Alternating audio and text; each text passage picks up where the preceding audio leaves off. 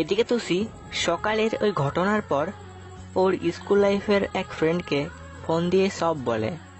আসলে তুষি দেখতে যথেষ্ট সুন্দরী, তাই স্কুলে থাকতে অনেক প্রপোজাল পেয়েছে, কিন্তু একটাও অ্যাকসেপ্ট করেনি। তখন ওর ফ্রেন্ড প্রপোজালগুলি রিজেক্ট করার কারণ জানতে চাইলে তুষি তখন ওর ফ্রেন্ডকে জানায় যে ও ওর খালাতো ভাই ঈশানকে পছন্দ করে।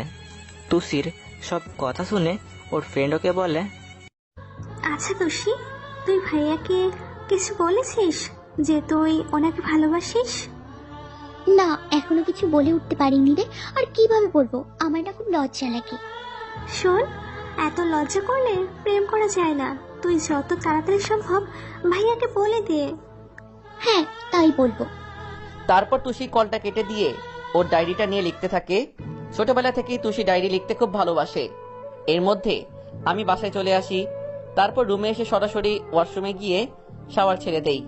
কিছুই আমার ভালো লাগছে না। 1 ঘন্টা মতো ভিজে তারপর বের হই। ফ্রেশ হয়ে কিছুক্ষণ বিছানায় বসে মাসুমের কথাগুলো ভাবতে লাগলাম। তারপর সিদ্ধান্ত নেই ওর সাথে কথা বলার, তাই ওর রুমের দিকে যাই। অন্যদিকে তুষি যখন ডায়েরিটা লিখছিল তখন ওর ছোট আম্মু অর্থাৎ আমার মা ওকে ডাকে। তুষি, এই তুষি, কই তুই? যাই ছোট আম্মু। কথাটা বলে ডায়েরিটা খোলা রেখেই তুষি চলে যায়। একটু পর ঈশান ওর রুমে এসে দেখে তুষি নেই। তখনও তুষিকে ডাকতে ডাকতে রুমে ঢুকে। তুষি, এই তুষি বলেই ভেতরে গিয়ে দেখি ও কোথাও নেই। ঠিক তখনই আমার চোখ পড়ে টেবিলে রাখা একটা খোলা ডায়েরির ওপর। মেয়েটা যে কি করে না, বলেই যখন ডায়েরিটা বন্ধ করতে যাব ঠিক তখনই ডায়েরির কিছু একটা লেখা দেখে আমার চোখ আটকে যায়। আমি ডায়েরিটা হাতে নিয়ে পড়তে আরম্ভ করি। সারা ডায়েরিটাই আমাকে নিয়ে লেখা। আমার অবাক হওয়ার মাত্রা ততটাই বেড়ে যাচ্ছিল, কারণ তুষি আমাকে এত আগে থেকে ভালোবাসে আর আমি সেটা বুঝতেই পারিনি। এখন একটা বিষয় তো পরিষ্কার যে ও আমাকে ভালোবাসে, সেটাতে আর কোনো সন্দেহ নেই। তারপর ডায়েরিটা রেখে আমি রুমে চলে আসলাম। এসে ধপাস করে বিছানায় বসে পড়লাম আর ভাবতে লাগলাম আমি ঠিক যে ভয়টাই পাচ্ছিলাম ঠিক তাই হলো। এখন কি করব বুঝে উঠতে পারছি না। কিছুক্ষণ ভাবার পর রুম থেকে বের হয়ে নিচে আসলাম। তুষি আম্মুর সাথে কাজ করছিল। তখন আমি বললাম, তুষি একবার শুনে যাস তো। আম্মু আমাকে তুষিকে এমনভাবে ডাকতে দেখে আমার দিকে তাকালো। আচ্ছা, তুমি যাও, আমি আসছি। আমি ছাদে গেলাম বলে সেখান থেকে ছাদে চলে আসলাম। তারপর ছাদের রেলিং ধরে দাঁড়িয়ে বিকেলের পড়ন্ত সূর্যটা দেখছি আর ভাবতে লাগলাম কি হচ্ছে সব আমার সাথে। তুষি যে রাগী আর জেদি, ও কি সহজে মানবে? অন্যদিকে তুষি ওর ছোট আম্মুর সাথে কাজ করছে। তখন আম্মু বলল, এই তুষি, ঈশান তোকে কখন ডেকে গেল? যাস না? যা গিয়ে শুনে আয়। কাজটুকু শেষ করে যাই। যা কাজ আমি করছি, তুই গিয়ে শুনে আয়। আচ্ছা, যাচ্ছি বলেই উঠে গেলাম। ঈশান তো কখনো তুষিকে এমন করে ডাকে না। আর কি এমন কথা যা বলতে ছাদে যেতে হলো? ঈশানের আম্মুর মাঝে কেমন একটা খটকা লাগলো, তাই তিনিও তুষি যাবার কিছুক্ষণ পর ছাদের দিকে গেলেন। তুষি ছাদে গিয়ে দেখে ঈশান ছাদের রোলিং ধরে দাঁড়িয়ে আছে। তুষি গিয়ে ঈশানকে বলল, কিসের জন্য ডেকেছো আমাকে, কিছু বলবে? তুষির কথায় ঈশান পিছনে ফিরে তাকায়। একটা দীর্ঘ নিঃশ্বাস ফেলে বলতে আরম্ভ করে, তুষি শোন, আমি এখন তোকে কিছু একটা কথা বলবো। কথাগুলো আমার অনেক আগে বলার উচিত ছিল, কিন্তু আমি একটা বিষয়ে এতদিন শিওর ছিলাম না। কিন্তু আজকে যখন তোকে ডাকতে তোর রুমে চাই, তখন তো ডায়েরিটা আমি পড়ে শিওর হই। আমি কি বলতে চাইছি তুই নিশ্চয়ই বুঝতে পারছিস। আর তুইও হয়তো চাইবি আমিও তোকে ভালোবাসি। কিন্তু দেখ তুষি, তুই যেটা চাইছিস সেটা কখনোই সম্ভব নয়। কেন সম্ভব নয়? আমি কি দেখতে খারাপ? তুষি, এখানে খারাপ ভালোর কোনো প্রশ্ন নয়। আমি জানি তুই অনেক ভালো একটা মেয়ে। তুই আমার থেকেও অনেক ভালো ছেলে পাবি যে তোকে অনেক ভালোবাসবে। তাহলে তুমি অন্য কাউকে ভালোবাসো? না। তাহলে আমাকে ভালোবাসতে তোমার সমস্যা কোথায়? সেটা আমি তোকে বলতে পারবো না। শুধু এটুকুই বলবো, তোর জায়গায় অন্য যে কোনো মেয়ে থাকলেও আমার উত্তর ঠিক একই থাকতো। কিন্তু আমি তো তোমাকে সত্যি অনেক ভালোবাসি। সেটা কখনোই সম্ভব নয়। এসব তোর আবেগ। এই সম্পর্ক কখনোই আমাদের পরিবার মেনে নিবে না। তাই ভালো হয় তুই আমাকে ভুলে যা। ঈশানের কথাগুলো বলতে যেমন কষ্ট হচ্ছিল, তেমন ভাবে কথাগুলো শুনে তুষির চোখ দুটো ছলছল করছিল। কথাগুলো শেষ হতেই তুষি ঈশানকে জড়িয়ে ধরে কান্না করে দেয়। আমি তোমাকে ছাড়া থাকতে পারবো না, সত্যি আমি অনেক ভালোবাসি তোমাকে। তুমি কি আমাকে একটুও ভালোবাসো না? না, বাসি না। কথাটা বলেই ঈশান কিছুক্ষণের জন্য চুপ হয়ে যায়, আর তুষি শুধু কান্না করেই যাচ্ছিল। ঈশান তুষিকে জড়িয়ে ধরার জন্য হাত উঠাতে গেলেই ওর মনে পড়ে আম্মুকে দেয়া কথা, তাই ইচ্ছে থাকলেও ওকে জড়িয়ে ধরতে পারে না। অনিচ্ছা সত্ত্বেও তুষিকে জোর করে ছাড়িয়ে নেয়। তখন তুষি কান্না করতে করতে দৌড়ে ছাদ থেকে ওর রুমে গিয়ে দরজা বন্ধ করে দিয়ে বিছানায় শুয়ে পড়ে। এতক্ষণ ছাদের দরজার আড়াল থেকে দাঁড়িয়ে ঈশানের আম্মু সব শুনছিল।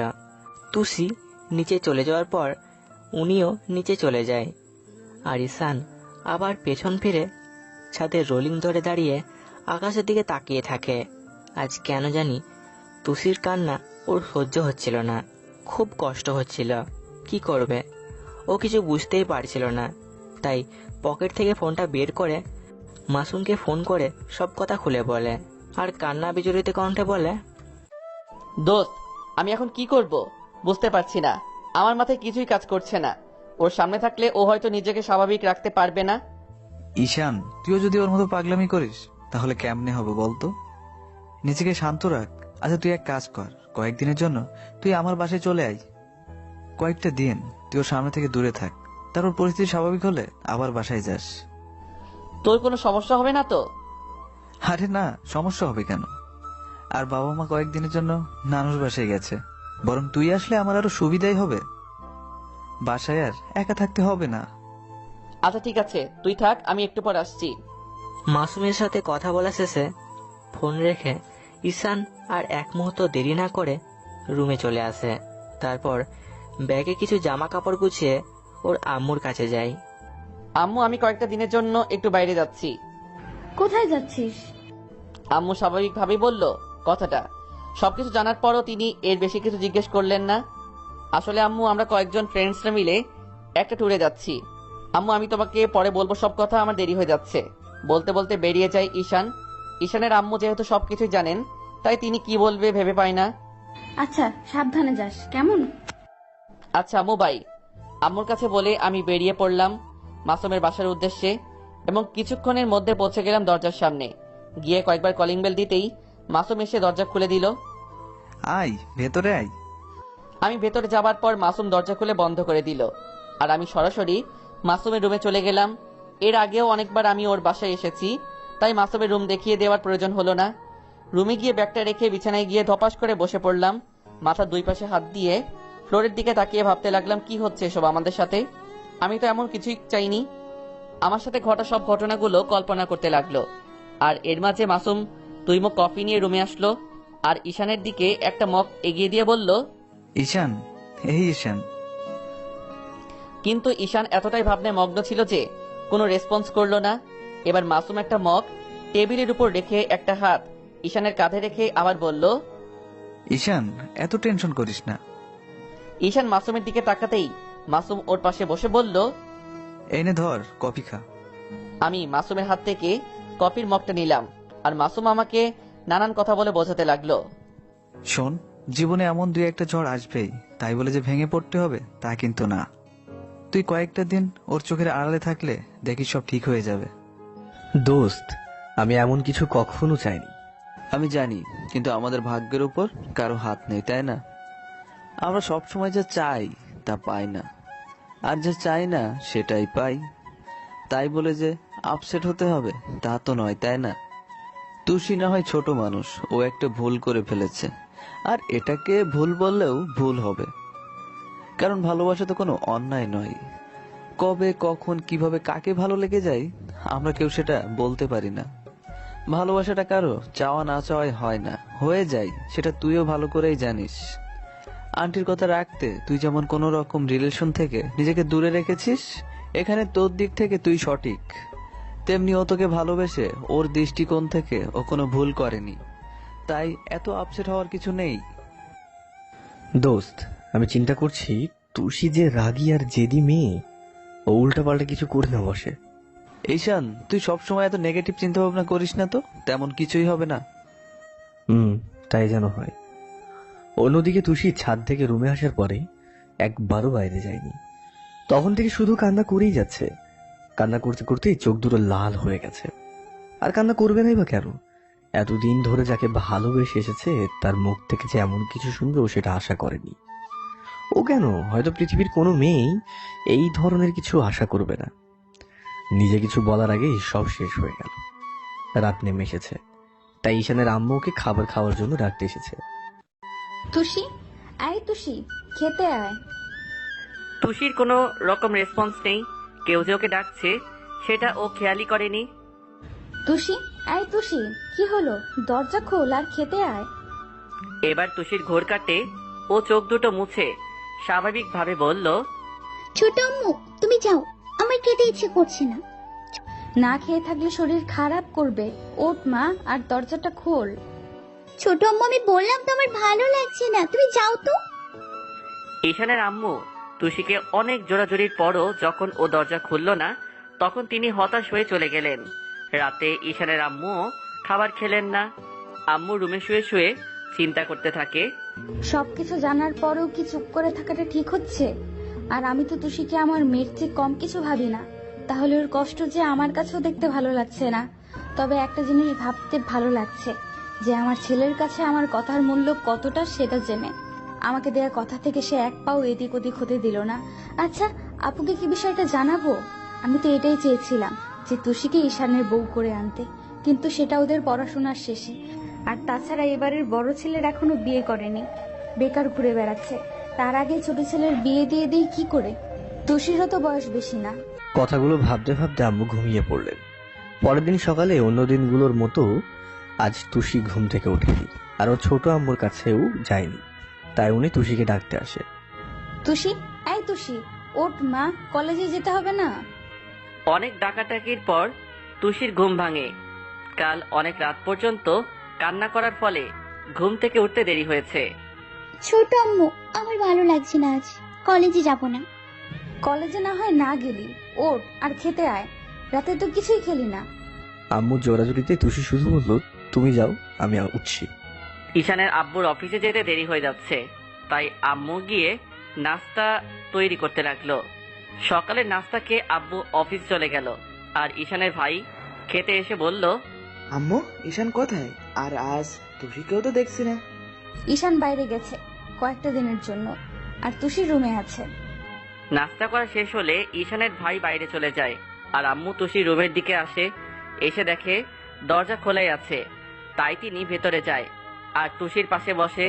তুষি তখন উল্টো দিকে ঘুরে শুয়ে আছে। ওর ছোট আম্মু যে রুমে ঢুকেছে ও খেয়ালই করেনি। এবার আম্মু বলে, অনেক ভালোবাসিস ওকে? হঠাৎ এমন কথা শুনে তুষির ঘোর কাটে। পিছনে ফিরে তাকাতে দেখে ওর ছোট আম্মু। তুষি তখন মায়া ভরা একটা দৃষ্টিতে আম্মুর দিকে তাকায়। আম্মু দেখে ওর চোখের নিচে কালো দাগ পড়ে গেছে, এখনো জল জমে আছে। কিছু বললেই মনে হয় এক্ষুনি কান্না করে দেবে। আমি সব জানি, অনেক ভালোবাসিস ঈশানকে। কথাটা বলতেই তুষি আম্মুকে চাপটে ধরে হাউ মাউ করে কান্না করে দেয়। দেখো পাগলিমের কাণ্ড, খাচ্ছিস কেন? দেখি তুষি, আমার দিকে তাকা। তুষি কোনো কথা বলছে না, শুধু কান্না করেই যাচ্ছে। আম্মু ওকে ছাড়ানোর চেষ্টা করছে, কিন্তু আম্মুকে আরো শক্ত করে জড়িয়ে ধরে আছে। ছোট আম্মু আমি তোমার ছেলেকে সত্যি অনেক ভালোবাসি। আমি জানি তো, কিন্তু তোমার ছেলে আমাকে ভালোবাসে না।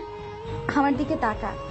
কথাটা বলে আম্মুকে ছাড়িয়ে নিয়ে চোখের পানিগুলো মুছে দেয় আর বলে, দেখি, এর জন্য এত কান্না করা লাগে? আমার তুষিমা কান্না করলে আমার বুঝি কষ্ট হয় না? তুই কি জানিস ঈশান তোকে কেন ফিরিয়ে দিয়েছে? তুষি ছোট আম্মুর দিকে জিজ্ঞাসা সূচক দৃষ্টিতে তাকায়। আমি ওকে কসম দিয়ে বলেছিলাম কোনো রকম প্রেম না করতে। আর আমি অনেক আগেই আমার তুষি মায়ের সাথে ঈশানের বিয়েটা দেওয়ার কথা ভেবেছিলাম। যেহেতু ঈশানের বড় ভাই আছে, তাই মনে করেছিলাম ওর বিয়েটা দিয়ে তারপর তোদের বিয়েটা দিয়ে দিব। ততদিনে ঈশানের আর তোর পড়াশোনাটাও শেষ হয়ে যাবে। কিন্তু না, এখন দেখছি বিয়েটা খুব তাড়াতাড়ি দিতে হবে। তুষি ওর ছোট আম্মুর কথা শুনে লজ্জায় ওনাকে জড়িয়ে ধরে। এ কি, আমার তুষিমা দেখে লজ্জা পেয়েছে? তোমার ছেলে আমাকে অনেক কাঁদিয়েছে, আর ও তো আমাকে একটুও ভালোবাসে না। তুষি অভিমানের সুরে বলল কথাটা। বাসে না তো কি হয়েছে, এখন থেকে বাসবে। এখন চল মা, খাবার খাবি। না, আমি খাবো না। বললাম তো ওর বিয়েটা তোর সাথেই হবে। তুই কি জানিস তোর জন্য আমিও না খেয়ে আছি? আচ্ছা চল খাবার খেয়ে নে, তারপর আমি তোর খালুকে ফোন করে বাসায় আসতে বলি, আজকেই তোদের বিয়ে হবে। এখন তো চল কিছু খেয়ে নে, নাইলে যে তোর শরীর খারাপ করবে। তুষি এবার ওর ছোট আম্মুর কথা মতো খাবার খেয়ে নেয়। তারপর আম্মু ঈশানের আব্বুকে ফোন করে সব বলে আর বাসায় আসতে বলে। একটু পর ঈশানের আব্বু বাসায় আসে। তারপর আম্মুর সাথে কিছুক্ষণ পরামর্শ করে তুষির আব্বুকে ফোন দেয়। গল্পের শুরুতেই বলেছি ঈশানের আব্বু আর তুষির আব্বু দুজনে বেস্ট ফ্রেন্ড ছিল। তাই ঈশানের আব্বু ওনাকে সব খুলে বললে উনি রাজি হয়ে যান। ঈশানের খালামণিও ওনার মেয়ের সুখের কথা ভেবে রাজি হয়ে যান। উনি জানেন সে যেমন ঈশানকে নিজের ছেলের মতোই দেখে, তেমনি ওনার বোনও তুষিকে নিজের মেয়ের মতোই দেখেন। তুষি ঈশানের সাথে বিয়ে দিলে এর চেয়ে ভালো অন্য কোথাও থাকবে না, তাই আর তিনি অমত করেন না। ঈশানের আব্বু ওনাদেরকে সবাইকে আসতে বলে ফোনটা রেখে দেয়। তারপর আব্বু ঈশানের বড় ভাইকে ফোন করে বাসায় আসতে বলে, আর ঈশানের বিয়ের ব্যাপারেও সব বলে, আর বলেন বিয়ের আয়োজন করতে। তারপর আব্বু ঈশানকে ফোন করে। কয়েকবার বাজার পর ঈশান ফোনটা রিসিভ করে। আব্বু কথাটা বলে ঈশানকে আর কিছু বলার সুযোগ না দিয়ে ফোনটা রেখে দেয়। কথা শুনে ঈশান তো বেশ চিন্তায় পড়ে যায়। ঈশানকে চিন্তিত দেখে মাসুম্মকে জিজ্ঞাসা করে, কি রে, তোকে এত চিন্তিত দেখাচ্ছে কেন? আব্বু ফোন করেছিল, ফোন করে 30 মিনিটের মধ্যে বাসায় যেতে বলল। এতে এত চিন্তার কি আছে? তুষির কিছু হলো না তো, আমি বাসায় যাচ্ছি। কথাটা বলে ঈশান ব্যাগটা নিয়ে বেরিয়ে যায়। ওকে, সাবধানে যাস, আর গিয়ে ফোন করে জানাস কি হলো। আচ্ছা ঠিক আছে। তারপর ঈশান একটা রিক্সা নিয়ে বাসার উদ্দেশ্যে রওনা দেয়। ওর এবার বেশ চিন্তা হতে থাকে, তাই কি হয়েছে জানার জন্য ভাইয়াকে ফোন করে, কিন্তু ভাইয়ের ফোন বিজি দেখাচ্ছে। তারপর আম্মুকেও ফোন করে, কিন্তু আম্মুর ফোন বেজেই চলেছে, কিন্তু কেউ রিসিভ করছে না। এরপর তুষির নাম্বারে ফোন দেয়, ওর ফোনটাও বেজেই চলেছে, কিন্তু তবুও কেউ রিসিভ করছে না। চিন্তায় এবার ঈশান ঘামতে থাকে। কিছুক্ষণের মধ্যে রিক্সাটা বাড়ির সামনে এসে থামে। ভাড়াটা দিয়ে ঈশান একরাশ ভয় নিয়ে বাড়ির ভিতরে যেতে থাকে। ভিতরে যেতেই তো ঈশান পুরোই অবাক, কারণ ওর নানুর বাসার সবাই ওদের বাসায়, এমনকি তুষির মা বাবা আর 2 বোনও এখানে। ভিতরে যাওয়ার পর সবাই ঈশানের দিকে এমন দৃষ্টি তাকায় যেন ও বড় কোনো অন্যায় করে ফেলেছে। ঈশানের একখানে থাকতে কেমন যেন একটু অস্বস্তি লাগছিল, তাই ও ওর রুমের দিকে পা বাড়ায়। তখন ওর আম্মু ওকে বলে, ঈশান শোন, জি আম্মু। তোর সাথে আমার কিছু কথা আছে। কথাটা বলে আম্মু ঈশানের গিয়ে ওর হাত ধরে টানতে টানতে রুমে নিয়ে যায়।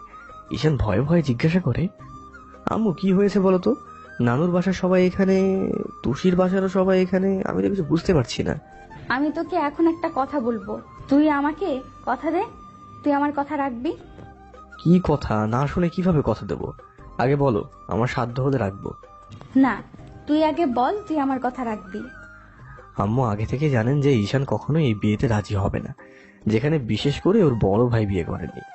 তাই এবার ঈশানের আম্মু ওর হাত ওনার মাথায় দিয়ে বলে, আমার মাথায় হাত দিয়ে তুই কথা দে, আমি যা বলবো তুই তাই করবি। তখন ঈশান বলে, আচ্ছা ঠিক আছে, বলো কি কথা।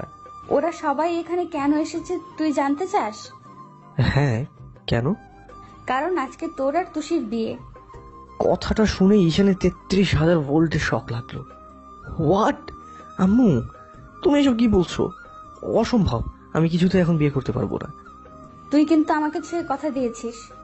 আম্মু, এই বাড়িতে আমার একটা বড় ভাই আছে, তার আগে কি করে আমি বিয়ে করি? আর বিয়ে যদি দিতে হয় ভাইয়ের সাথে দাও। তাছাড়া বড় ভাইয়ের আগে ছোট ভাই বিয়ে করলে লোকেই বা কি বলবে? হতভাগা, ভালোবাসে তোকে আর বিয়ে করবে তোর বড় ভাইকে। ঈশান, আমি কিন্তু সব জানি।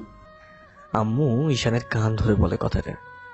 আম্মুর কথা শুনে আমি এক প্রকার অবাকই হলাম। তারপরে বললাম, আম্মু তুই তোর এই বাচ্চা ছেলেটারে এত তাড়াতাড়ি কুরবানি দিতে চাইছস? এরই মাঝে ঈশানের আব্বু রুমে ঢুকতে ঢুকতে বলে, কই? আমি তো বললাম আব্বু যে আমি বিয়ে করব, কিন্তু বউকে খাওয়াবো কি? আব্বু আমি বলছি কি বিয়েটা পরে করলে হতো না একটু? কথাটা বলেই আব্বু রুম থেকে বেরিয়ে যায় আর আম্মু ঈশানকে বলে, শোন বাবা, মেয়েটা তোকে অনেক ভালোবাসে, আর আমি ভেবেছিলাম যে তোর ভাইয়া একটা চাকরি পেলেই ওর বিয়েটা দিয়ে দিব, আর ততদিনে তোর লেখাপড়াটাও শেষ হয়ে যাবে, তখন তুষির সাথে তোর বিয়েটা দিয়ে দিব। আমি অনেক আগে থেকে ঠিক করে রেখেছি। আম্মু বিয়েটা করলে তুমি খুশি হবা, তাহলে ঠিক আছে আমি বিয়ে করব। আম্মু এবার ঈশানকে জড়িয়ে ধরে বলল, আমি জানতাম তুই আমার কথা কখনোই ফেলতে পারবি না। আম্মু কথাটা বলেই আমার কপালে একটা চুমু দিল। আর শোন, তোর সব বন্ধুদের আমি আসতে বলেছি, শুধু তৃষার নাম্বারটা বন্ধ পাচ্ছি, তুই ওকে একটু জানিয়ে দে। আমার অনেক কাজ আছে, আমি নিচে গেলাম, কেমন? কথাটা বলেই আম্মু নিচে চলে গেল আর ঈশান বিছানায় বসে ভাবতে লাগলো কি থেকে কি হয়ে গেল। তারপর ভাবনা চিন্তা বাদ দিয়ে বলতে লাগলো, কুরবানি যখন দিয়েই দিব তাহলে ভেবে কি হবে, দেখি তৃষা পেতনিটাকে একটা ফোন করে, না জানি এই কথা জানতে পারলে আবার কি করে বসে। তারপর ঈশান তৃষাকে ফোন করতে লাগলো, কিন্তু না, তৃষার ফোনটা তো আসলে বন্ধ বলছে। এবার তৃষার অন্য আরো যে কয়টা নম্বর ছিল সেগুলো তো ঈশান ফোন দেয়, কিন্তু না, সেইগুলো বন্ধ। তৃষার ফোন বন্ধ দেখে আমি বিছানায় শুয়ে শুয়ে গেমস খেলতে লাগলাম। এর মাঝে দেখি সিয়াম, ইমন, তপু, মাশরুম ওরা সবাই চলে এসেছে। আমি তো ওদের দেখেই উঠে বসলাম, আর ওরা আমার দিকে তাকিয়ে একখানা শয়তানি মার্কা হাসি দিল। তাই আমি বললাম, কি রে হারামির দল, হাসছিস কেন? মামা তুমি তো বড় হইয়া গেছো, তাই বড় ভাইয়ের আগেই কাজটা সাইরা ফেলাইতেছো। খুব হাসি পাচ্ছে না? হাসো হাসো, 32 পাটি বের করে হাসো। যেদিন আমার মতো তোমরা মাইনকা চিপাই পড়বা সেদিন বুঝবা কি অবস্থা এটা। ছাড় তো, সবকিছু ভালোই ভালোই ঠিক হয়ে গেছে, সেটাই অনেক। আর ঈশান শোন, তুইও সব মেনে নে, মেয়েটা তোকে অনেক ভালোবাসে। তুই কি করে বুঝলি? তুই কি বাসায় আসার পর একবারও ওকে দেখেছিস? একদিনে কেমন শুকিয়ে গেছে, চোখের নিচে কেমন কালো দাগ পড়ে গেছে। মেনে তো নিতেই হবে, যেহেতু আম্মু আগে থেকে ওকে আমার সাথে বিয়ে দেওয়ার কথা ভেবে রেখেছে। বলিস কি? হ্যাঁ, আচ্ছা শোন, তোরা কেউ তৃষা খবর জানিস? ওকে ফোন দিলাম, ওর ফোন বন্ধ। তৃষা তো কয়েকদিনের জন্য ওর চট্টগ্রাম ওর ফুফির পাশে গেছে, এর বেশি আর কিছু বলতে পারবো না। ও, আমি চিন্তা করছি ও আমার বিয়ের বিষয়ে জানতে পারলে কি যে করবে। এর মাঝে ভাইয়া একটা শপিং ব্যাগ নিয়ে আমার রুমে আসলো আর বলল, হ্যাঁ শোন, এখানে বিয়ের সব আছে, তোমরা তোমার বন্ধুকে সাজিয়ে দাও, কেমন? ভাইয়া কথাটা বলেই আমার দিকে তাকিয়ে একটা হাসি দিল। তখন আমি বললাম, আমার অবস্থা দেখে তোমার খুব খুশি হচ্ছে তাই না? একদম হাসবা না। ভাই আর কিছু না বলে চলে গেল। যা মামা, গিয়ে গোসল করে আয়, আর তারপর তবে তোকে রেডি হতে হবে। বলে ওরাও একটা হাসি দিল। দেখ ভাল লাগে না বলে ওয়াশরুমে গিয়ে দরজাটা ঠাস করে লাগিয়ে দিলাম। তারপর শাওয়ার ছেড়ে দিলাম। এখন আমার খুব রাগ হতে লাগলো তুষির ওপরে। যা হয়েছে এই পিচ্চি শয়তানের জন্য হয়েছে। ওর জন্য আজ আমাকে কোরবানি হতে হচ্ছে, না মানে বিয়ে হতে হচ্ছে। না হলে এত তাড়াতাড়ি আমার উইকেটটা পড়তে দিতাম না। তারপর গোসল করে বের হলাম। বের হতেই সবাই আমাকে ধরে সাজিয়ে দিতে লাগলো। ওরা সবাই অনেক কথা বলছে, কিন্তু আমি কোনো কথা বলছি না দেখে মাসুম বলল, কি রে মামা, তোর আবার কি হলো? আজকে না তোর বিয়ে? বিয়ের দিন আমার মন খারাপ করে থাকতে আছে নাকি? হ্যাঁ, আমি মাসুমের দিকে তাকালাম করুণ দৃষ্টিতে। আজকে নিজেকে কেমন যেন অসহায় অসহায় লাগছে। আমাকে বরের সাজে সাজিয়ে দিল। কিছুক্ষণ পর সন্ধ্যা হতেই ভাইয়া এসে আমাকে নিচে নিয়ে যেতে বলল। তারপর আর কি, আম্মুর খুশির জন্য আর আব্বুর জোরাজুরিতে লজ্জা শরমের মাথা খেয়ে বড় ভাইয়ের আগে বিয়েটা করেই ফেললাম। বিয়েটা পারিবারিক ভাবেই হলো। রাতে খাওয়া দাওয়ার পর সবাই মিলে ছাদে বসে আড্ডা দিচ্ছিলাম। কখন যে 11টা বেজে গেছে খেয়ালই করিনি। একটু পর আম্মু এসে বলল, ঈশান, তুই সেই কখন থেকে রুমে একা বসে আছে, যা রুমে যা। আর তোমরাও যাও, অনেক রাত হয়েছে, ঘুমিয়ে পড়ো গিয়ে। কথাটা বলে আম্মু চলে গেল। আর আমি উঠে চলে আসতে যাব, তখনই তপু বলল, মামা বিড়ালটাকে তো ঠিক মতো মেরো। বলে একটা শয়তানি মার্কা হাসি দিল। তখন আমি ছাদের একপাশে একটা লাঠি দেখতে পেলাম। লাঠিটা হাতে নিয়ে বললাম, বিড়াল মারতে হবে না, দাঁড়া। বলে ওদের দিকে গেলাম। তখনই ওরা সবাই দৌড়ে ছাদ থেকে পালিয়ে গেল। শালার বন্ধুগুলো হয়েছে এক একটা হারামির দল। তারপর আমি আমার রুমের দিকে যেতে লাগলাম। দরজার সামনে যেতেই কেমন যে ভয় ভয় করতে শুরু করলো। তখন মনে মনে বলতে লাগলাম, তো ভয় পাওয়ার কি আছে, বলে রুমে ঢুকলাম। ঢুকেই দেখি তুষি খাটের মাঝে ইয়া বড় একটা ঘোমটা দিয়ে বসে আছে। আমি তারপর দরজাটা লাগিয়ে দিলাম। আমার উপস্থিতি টের পেয়ে তুষি খাট থেকে নেমে এসে আমাকে সালাম করতে লাগলো। তখন আমার মনে হলো আজকে ওর জন্য আমাকে বিয়েটা করতে হলো। তাই আমি রাগী কণ্ঠে বললাম, এই পিচ্ছি ওঠ, আমি তোকে সালাম করতে বলেছি? তুষি তখনই দাঁড়িয়ে ঘোমটা সরালো আর বলল, মানে তুমি না আমার স্বামী, আর স্বামীকে সালাম তো বলতে হয় নাকি? সব মেয়ে তো তার স্বামীকে সালাম করে, তাই আমিও করলাম।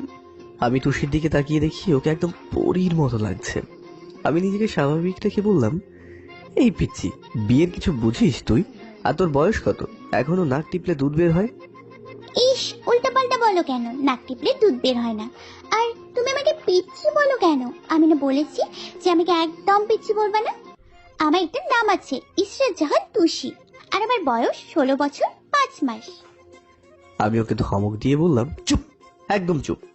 তখনই তুষি ভয়ে কান্না করে দিয়ে বলল, তুমি শুধু আমাকে কষ্ট দাও, আমাকে একটু ভালোবাসো না। আমাকে যদি ভালোবাসতে তাহলে আমার সাথে এমন করতে পারতে বলো? তুষি কথাটা বলেই ফুপিয়ে ফুপিয়ে কান্না করতে লাগলো। ওর কান্না দেখে আমার রাগগুলো কেমন পানি হয়ে গেল। কেউ একজন বলেছিল, মেয়েদের সৌন্দর্য বৃদ্ধি পায় ঘুমালে আর কান্না করলে। তেমন ভাবেই তুষির মুখে যেন আজকে পৃথিবীর সব মায়া এসে ভিড় করেছে। তাই ওর কান্না দেখে আমার কেন জানি সহ্য হচ্ছিল না। আমি ওর কাছে এগিয়ে গিয়েও চোখের পানি মুছে দিয়ে বললাম, তুষি দেখো, আমি তো তোমাকে নিয়ে কখনো তেমন ভাবে ভাবিনি। আর এতদিন তো তুমি আমার খালাতো বোন ছিলে।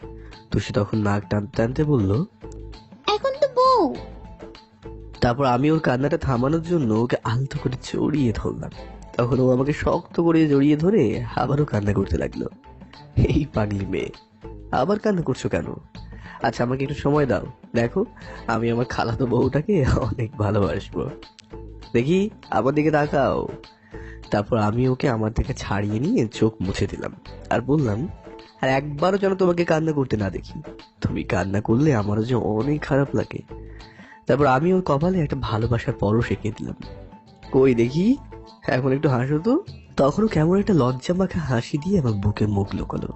তখন আমি আর ওকে কোনো রকম বাধা দিলাম না, কারণ একবার যখন ওর সাথে আমার বিয়েটা হয়েছে, সেহেতু ও আমার বউ, তাই ওর অধিকার রয়েছে আমাকে জড়িয়ে ধরার। আমিও ওকে জড়িয়ে ধরলাম। এইভাবে দুজনে কতক্ষণ যে জড়িয়ে ধরেছিলাম তা ঠিক বলতে পারবো না। তারপর আমি ওকে বললাম, তুষি, এই তুষি, এবার তো ছাড়ো, অনেক তো জড়িয়ে ধরে থাকলে, এবার চলো ঘুমিয়ে পড়ি, আমার মনে হয় ঘুম পাচ্ছে। ও মা, ঘুমাবো মানে কি? আজকে না আমাদের বাসর রাত। হ্যাঁ তো, বাসর রাতে কি করতে হয় তুমি জানো না বুঝি? আমি তোর কথা শুনে পুরাই আবুল। দেখছেন মেয়ে বলে কি? দেখো, এখন এসব কিছু হবে না। তারপর আমি ওকে ছেড়ে দিয়ে খাটের দিকে যেতে লাগলাম। কি হলো তুষি, আসছো না কেন? ঘুমাবো না নাকি? না সারা রাত ওইখানে দাঁড়িয়ে থাকবা? এখন কিন্তু আমি আবারও কান্না করব। আবার কি হলো? তুমি আমাকে না নিয়ে যাচ্ছ কেন? আমি গিয়ে ওর হাতটা ধরলাম। আচ্ছা এবার চলো। আমি তো এইভাবে যাব না। তাহলে কিভাবে যাবে প্ল্যান করে রেখেছো? আমাকে কোলে করে নিয়ে যেতে হবে। আল্লাহ, এই মেয়ে আমাকে পাগল করে ফেলবে। আমি জানি ওর সাথে কথা বাড়িয়ে লাভ নেই, তাই ওকে কোলে তুলে নিলাম। তুষি আমার গলা জড়িয়ে ধরলো। তারপর আমি ওকে খাটে শুইয়ে দিয়ে লাইটটা অফ করে দিয়ে ড্রিম লাইটটা জ্বালিয়ে দিলাম। তারপর আমিও গিয়ে ওর পাশে শোবো। তখন দেখি বিছানায় একটা বালিশ আর তুষি বসে আছে। আর একটা বালিশ কই? বালিশ আমি ফেলে দিয়েছি। কেন? আমার কিছু শর্ত আছে, আগে সেইগুলো শুনে নাও, তাহলেই বুঝতে পারবে। আচ্ছা বলো। আজ থেকে আমাদের বিছানায় একটা বালিশ থাকবে। তাহলে দুজনের শুবো কি করে? তুমি বালিশে শোবে আর আমি তোমার বুকে শোবো। তারপর? আজ থেকে আমাদের বিছানায় কোনো বালিশ থাকবে না। আমি কোনো সতীনের সংসার করতে পারবো না। কি মাইয়া রে বাবা, কোল বালিশটা সতীন মানাই ফেলছে। কেন থাকবে না? আর কোল বালিশ ছাড়া তো আমি ঘুমাতে পারি না। আজকে থেকে আমাকে জড়িয়ে ধরে ঘুমাবে। প্রতিদিন আমাকে খাবার খেয়ে দিতে হবে। আরো কিছু? আর যেহেতু আমাদের মাঝে কিছু হচ্ছে না, তাই প্রতিদিন রাতে ঘুমানোর আগে আমাকে একটা করে কিস দিতে হবে। আচ্ছা ঠিক আছে। তাহলে তাও বসেছো কেন? শর্তটা এখন থেকেই প্রযোজ্য। তারপর আমি আর ওকে কথা না বলতে দিয়ে 4 ঠোঁট এক করে দিলাম। ওর গোলাপের পাপড়ির মতো ঠোঁটের স্বাদ নিতে লাগলাম। তুষি তখন চুলগুলো 2 হাতে ধরে আমার সাথে রেসপন্স করলো। 5 মিনিট এমন ভাবে থাকার পর আমি ওকে ছেড়ে দিলাম। আমরা দুজনেই হাঁপাচ্ছি। তারপর আমি শুয়ে পড়লাম আর তুষিকে বললাম, এসো। তুষি এসে আমার বুকে মাথা দিয়ে শুয়ে আমাকে জড়িয়ে ধরলো। আর কি ঘুমের রাজ্যে বাড়ি জমালাম। পরদিন সকালে ঘুম ভাঙতেই দেখলাম বুকের উপরে ভারী কিছু অনুভব করলাম। চোখ খুলে তাকাতে মনে হলো কাল রাতে তুষিকে বুকের উপর নিয়ে ঘুমিয়েছিলাম। তুষির দিকে তাকিয়ে দেখি ও বাচ্চাদের মতো গুটি সুটি মেরে আমার বুকে ঘুমাচ্ছে, আর ওর চুলগুলো এলোমেলো হয়ে আছে। আমি তখন ওর চুলগুলো সরিয়ে দিলাম। ওর মুখের দিকে তাকিয়ে দেখি কেমন এক অদ্ভুত মায়া কাজ করছে। কতক্ষণ এইভাবে তাকিয়েছিলাম জানি না। তারপর ঘড়িটার দিকে তাকিয়ে দেখি 8টা বাজে। আল্লাহ, সবাই কি ভাববে? বিয়ে করেই বউ পাগলা হয়ে গেছি। তখন আমি ওকে ডাকলাম, তুষি, এই তুষি, ওঠো না, অনেক বেলা হয়ে গেছে তো। বউ, এই বউ, ওঠো না। কি হয়েছে? এত সকাল সকাল ডাকছো কেন? আর একটু ঘুমাই না, তোমার বুকে ঘুমোতে ভালো লাগছে। এখন আর না, যাও, এখনই সবাই এসে ডাকাডাকি করবে। কোথায় যাব? ওয়াশরুমে গিয়ে গোসল করে আসো, যাও।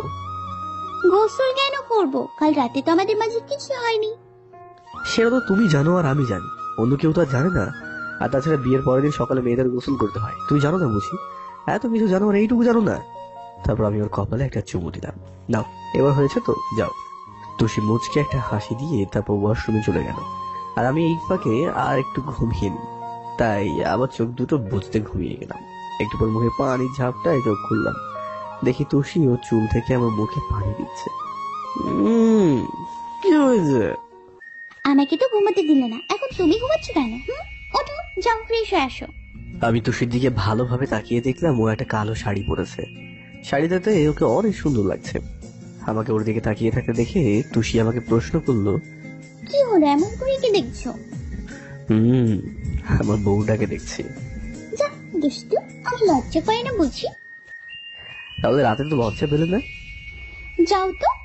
উঠে গেল। আমিও উঠে ওয়াশরুমে চলে গেলাম। তারপর গোসল করে বের হলাম, দেখি তুষি ড্রেসিং টেবিলের সামনে বসে সাজছে।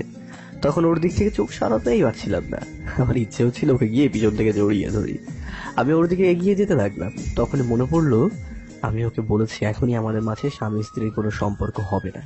ওকে জড়িয়ে ধরতে গিয়ে যদি আমি নিজেকে কন্ট্রোল করতে না পারি, তাই ওর দিক থেকে চোখটা সরিয়ে নিলাম। তারপর আমিও রেডি হয়ে নিলাম। তুষি শাড়ির সাথে ম্যাচিং করে একটা কালো শার্ট আর কালো প্যান্ট পরলাম। এর মাঝে আম্মু এসে আমাদের ডাকলো, ঈশান, ঈশান, আমার মেয়েটাকে নিয়ে নিচে আয়। আম্মু তুমি যাও, আমি আসছি। তারপর আমি আর তুষি নিচে যাওয়ার জন্য পা বাড়ালাম। সিঁড়ির কাছে আসতেই তুষি আমার হাত ধরলো। আমিও নামার সময় সবাই আমার দিকে হা করে তাকিয়েছিল। তখন সবার সামনে এসে আমি বললাম, এই হলো, সবাই হা করে আছো কেন? মুখের মধ্যে মশা ঢুকে যাবে তো। তখন সবাই মুখ বন্ধ করলো। আম্মু তখন খালামণিকে উদ্দেশ্য করে বলল, আপু তুমি যাই বলো, ওদের দুজনকে কিন্তু বেশ মানিয়েছে। তখন তুষি লজ্জায় আম্মুকে গিয়ে জড়িয়ে ধরলো। তুষির কাণ্ড দেখে সবাই একসাথে হেসে উঠলো। এরই মধ্যে ভাইয়া বলে উঠলো, আম্মু তোমরা কি কথাই বলবে নাকি খেতে দেবে? তারপর আম্মু আমাকে আর তুষিকে পাশাপাশি বসিয়ে দিল। তারপর সবাই খেতে লাগলো। আমি খেয়াল করে দেখলাম তুষি খাচ্ছে না, শুধু খাবার নাড়াচাড়া করছে। তাই আমি ওর কানের কাছে মুখ নিয়ে গিয়ে বললাম, কি হলো, খাচ্ছ না কেন? তুষি তখন আমার কানে কানে বলল, কালকে রাতে তোমাকে না বললাম আমাকে প্রতিদিন খাইয়ে দিতে হবে? আমি ওকে বললাম, এখনই এত লোকের মধ্যে কেমনে খাইয়ে দেবো বলো তো? সবাই কি ভাববে বলো? প্লিজ এখনকার মতো খেয়ে নাও, কেমন? তারপর তুষি আমার কথা মতো বাধ্য মেয়ের মতো খেতে লাগলো। এরই মধ্যে আব্বু বলল, ঈশান শোনো, জি আব্বু। তুমি আজকে তুষি মামুনিকে নিয়ে তোমার খালামণির সাথে ওনাদের বাসা থেকে কয়েকটা দিনের জন্য ঘুরে আসো। ঠিক আছে আব্বু, আমি একাই যাব। একা কেন, তোমার বড় ভাইও তোমার সাথে যাবে। ও আচ্ছা। তাহলে আজকে বিকেলেই তোমরা বেরিয়ে পড়ো, কেমন? তবে খাওয়া দাওয়া করে আমি রুমে চলে গেলাম। দুপুরের আগে আমাদের বাসা থেকে নানুদের বাসার সবাই ও তুষির দুই বোন বাসায় চলে গেল। যাওয়ার সময় সবাই আমাকে অনেক ভাবে অনেক কথা বলে গেল। তারপর আম্মু দুপুরে খাবারের জন্য রেখে গেল। তখন আমি তুষির দিকে খেয়াল করে দেখি ও গাল ফুলিয়ে বসে আছে। কি হলো, খেতে যাবে না? না, আমি খাবো না। কেন খাবে না? তুমি কিন্তু শর্তের কথা ভুলে যাচ্ছ। একে তো আমাকে সকালে খাইয়ে দাওনি, তার উপর এখনো ভুলে যাচ্ছ। ও, এই জন্য বুঝি আমার বউটা রাগ করেছে। আচ্ছা তুমি বসো, আমি তোমার জন্য খাবার নিয়ে আসছি। তারপর আমি নিচে গিয়ে আম্মুকে দেখলাম রান্নাঘরে। আমি আম্মুর পাশে গিয়ে দাঁড়িয়ে আছি। বেশ কিছুক্ষণ দাঁড়িয়ে থাকার পর আম্মু বলল, কি রে, কি হলো? এখানে দাঁড়িয়ে আছিস কেন? গিয়ে খাবার টেবিলে বস। আর তুষি কোথায়? আম্মু তোমার বৌমা নাকি খাবে না। কেন, কি হয়েছে? তোমার আদরের মেয়ে নাকি আমার হাতে ছাড়া খাবে না। কথাটা শুনে আম্মু আমার দিকে তাকিয়ে মিটি মিটি করে হাসছে। আমারও একটু লজ্জাই লাগলো। দেখেছিস বাবা, ও তোকে কতটা ভালোবাসে। জি আম্মু। আমি বলি কি, তুই ওকে মেনে নে বাবা। আমি জানি তুই শুধু আমার কথায় ওকে বিয়ে করেছিস, যা হবার তা তো হয়েই গেছে। ওর সাথে কোনো রকম রাগারাগি করিস না। আমি ওকে অনেক আগেই মেনে নিয়েছি। এই না হলে আমার ছেলে। আর একটা কথা বাবা, তুই ওকে কখনো কষ্ট দিস না, ও তোকে অনেক ভালোবাসে। আম্মু, আমি সেটা অনেক ভালোভাবেই জানি। এখন তুমি আমাদের খাবারটা বেড়ে দাও। তোমার মেয়ে আবার গাল ফুলিয়ে বসে আছে। তারপর আম্মু আমাদের দুজনের খাবার বেড়ে দিল। আমি খাবারটা নিয়ে রুমে গেলাম। তুষি এখন সেখানেই বসে আছে। তারপর আমি খাবার রেখে ওয়াশরুমে গিয়ে হাতটা ধুয়ে এসে ওর সামনে বসে ভাত মেখে ওর মুখের সামনে ধরে বললাম, নাও এবার হা করো। তুষিও বাধ্য মেয়ের মতো আমার হাতে খেতে লাগলো। খাবার খাওয়ার সময় খেয়াল করলাম ও আমার দিকে কেমন মায়াবী দৃষ্টিতে তাকিয়ে আছে। কয়েক লোকমা খেতে ও আমাকে জিজ্ঞাসা করলো, তুমি খেয়েছো? না, তুমি আগে খেয়ে নাও, তারপর আমি খাবো। আমার হাত থেকে প্লেটটা নিয়ে টেবিলে রেখে তারপর আমাকে শক্ত করে জড়িয়ে ধরলো। আবার কি হলো তুষি? তুমি আমাকে এত ভালোবাসো? মারে, তুমি না কাল রাতে বললে আমি তোমাকে ভালোবাসি না, তাই একটু আধটু বাসার চেষ্টা করছি আর কি। কিছুক্ষণ জড়িয়ে ধরে থাকার পর আমি বললাম, এইভাবে জড়িয়ে ধরে থাকলে খাবার খাবে কখন? এখন ছাড়ো আর লক্ষ্মী মেয়ের মতো খাবারটা খেয়ে নাও, কেমন? তারপর ও আমাকে ছেড়ে দিয়ে প্লেটটা নিয়ে আমাকেও খাইয়ে দিতে লাগলো। দুজনে খাবার খাওয়া শেষ করার পর তুষি প্লেটগুলো নিয়ে নিচে চলে গেল। আমি একটু রেস্ট নিতে শুয়ে পড়তে কখন যে চোখ দুটো লেগে গেছে বুঝতেই পারিনি। ঘুম ভাঙলো আম্মুর ডাকে। চোখ খুলে আমি দেখলাম তুষি আমার বুকের উপরে শুয়ে আছে। ওকে দেখতে বেশ মায়াবী লাগছিল। ঈশান, এই ঈশান, কি হলো? তোদেরকে যে তুষির বাসায় যেতে হবে, দেরি হয়ে যাচ্ছে তো। তুষিকে নিয়ে রেডি হয়ে নিচে আয়। আম্মু, তুমি যাও, ওকে নিয়ে আসছি আমি। তুষি তখন আমাকে জড়িয়ে ধরেই আছে। আমি ওর কপালে একটা চুমু দিয়ে ওকে ডাকলাম, তুষি, এই তুষি, ওঠো, আম্মু ডাকছে তো। কি হয়েছে? ঘুমাতে দাও না গো, আমার খুব ঘুম পাচ্ছে। এখন আর না, তোমাদের বাসায় যেতে হবে, সে খেয়াল আছে? ওঠো না প্লিজ বউ। তারপর তুষি চোখ ডলতে ডলতে উঠে যেতে লাগলো। তখন আমি ওকে প্রশ্ন করলাম, তুমি কখন আসলে? যখন ঘুমিয়েছিলে তখন, তাই আর তোমাকে না ডেকে তোমার বুকেই ঘুমিয়ে পড়েছিলাম। কথাটা বলেই তুষি ফ্রেশ হতে চলে গেল। একটু পর দুজনে রেডি হয়ে আমাদের কিছু কাপড় চোপড় গুছিয়ে নিয়ে চলে আসলাম। দেখি সবাই আমাদের জন্য অপেক্ষা করছে। আব্বু আম্মুকে বলে আমি তুষি, ভাইয়া, তুষির আব্বু আম্মু অর্থাৎ আমার শ্বশুর শাশুড়ির সাথে ওনাদের বাসার উদ্দেশ্যে রওনা দিলাম। ওদের বাসায় আস্তে আস্তে রাত হয়ে গেল। তারপর কলিং বেল দিতেই ওদের বাসার কাজের মেয়েটা এসে দরজা খুলে দিল আর তুষির আম্মুকে উদ্দেশ্য করে বলল, খালাম্মা, আপনারা আইসেন? আমি আপনাদের জন্যই বসে রয়েছি, আসেন ভেতরে আসেন। তারপর আমরা ভেতরে গেলাম। তখন খালামণি বলল, হ্যাঁ রে, রাতের খাবার রান্না করছিস তো? জি খালাম্মা, সবকিছু রান্না করা হয়ে গেছে। খালামণি ভাইয়াকে দেখিয়ে দিয়ে বলল, শোন, তুই গিয়ে ওকে আমাদের গেস্ট রুমটা দেখিয়ে দিয়ে আয়। জি খালাম্মা। তারপর কাজের মেয়েটা ভাইয়ার হাত থেকে ব্যাগটা নিয়ে বলল, ভাই আপনি আমার লগে আহেন। ভাইয়া চলে গেল। তখন শাশুড়ি মা তুষিকে বলল, তুষি, তুমি ঈশানকে নিয়ে তোমার রুমে যাও। জি আম্মু, যাচ্ছি। তারপর তুষি আমার হাত থেকে ব্যাগটা নিয়ে যেতে লাগলো। তার আমি ওর পিছনে পিছনে যেতে লাগলাম। এমনিতেও আমি ওর রুমটা আগে থেকে চিনতাম। তারপর আগে যাওয়া আর এখনকার যাওয়া তো এক হলো না, তাই না? তারপর রুমে গিয়ে ফ্রেশ হয়ে নিলাম। কিছুক্ষণ পর খালামণি এসে খাওয়ার জন্য ডেকে গেল। তখন তুষি বলল, আম্মু, তোমার জামাই ভালো লাগছে না, তুমি খাবারটা রুমে দিয়ে যাও। একটু পর খালামণি আসলো খাবার দিতে। ঈশান, কি হয়েছে বাবা? তোর শরীর খারাপ নাকি? না, তেমন কিছু না খালামণি। ঈশান, তুই এখনো আমাকে খালামণি বলিস কেন? আম্মু বলে ডাকতে পারিস না? আসলে খালামণি, অভ্যেস নেই তো তাই। তুমি চিন্তা করো না খালামণি, আস্তে আস্তে হয়ে যাবে। আবার খালামণি? আস্তে আস্তে কেন? এখন থেকেই বলতে হবে। জি আম্মু। তারপর শাশুড়ি মা চলে গেল। তখন আমি তুষির দিকে একটু রাগী দৃষ্টিতে তাকালাম। কি হয়েছে তোমার? এমন করে তাকিয়ে আছো কেন? তুমি আম্মুকে মিথ্যে কথা বললে কেন? নিচে গেলে তো আর তোমার হাতে খেতে পারতাম না, তাই।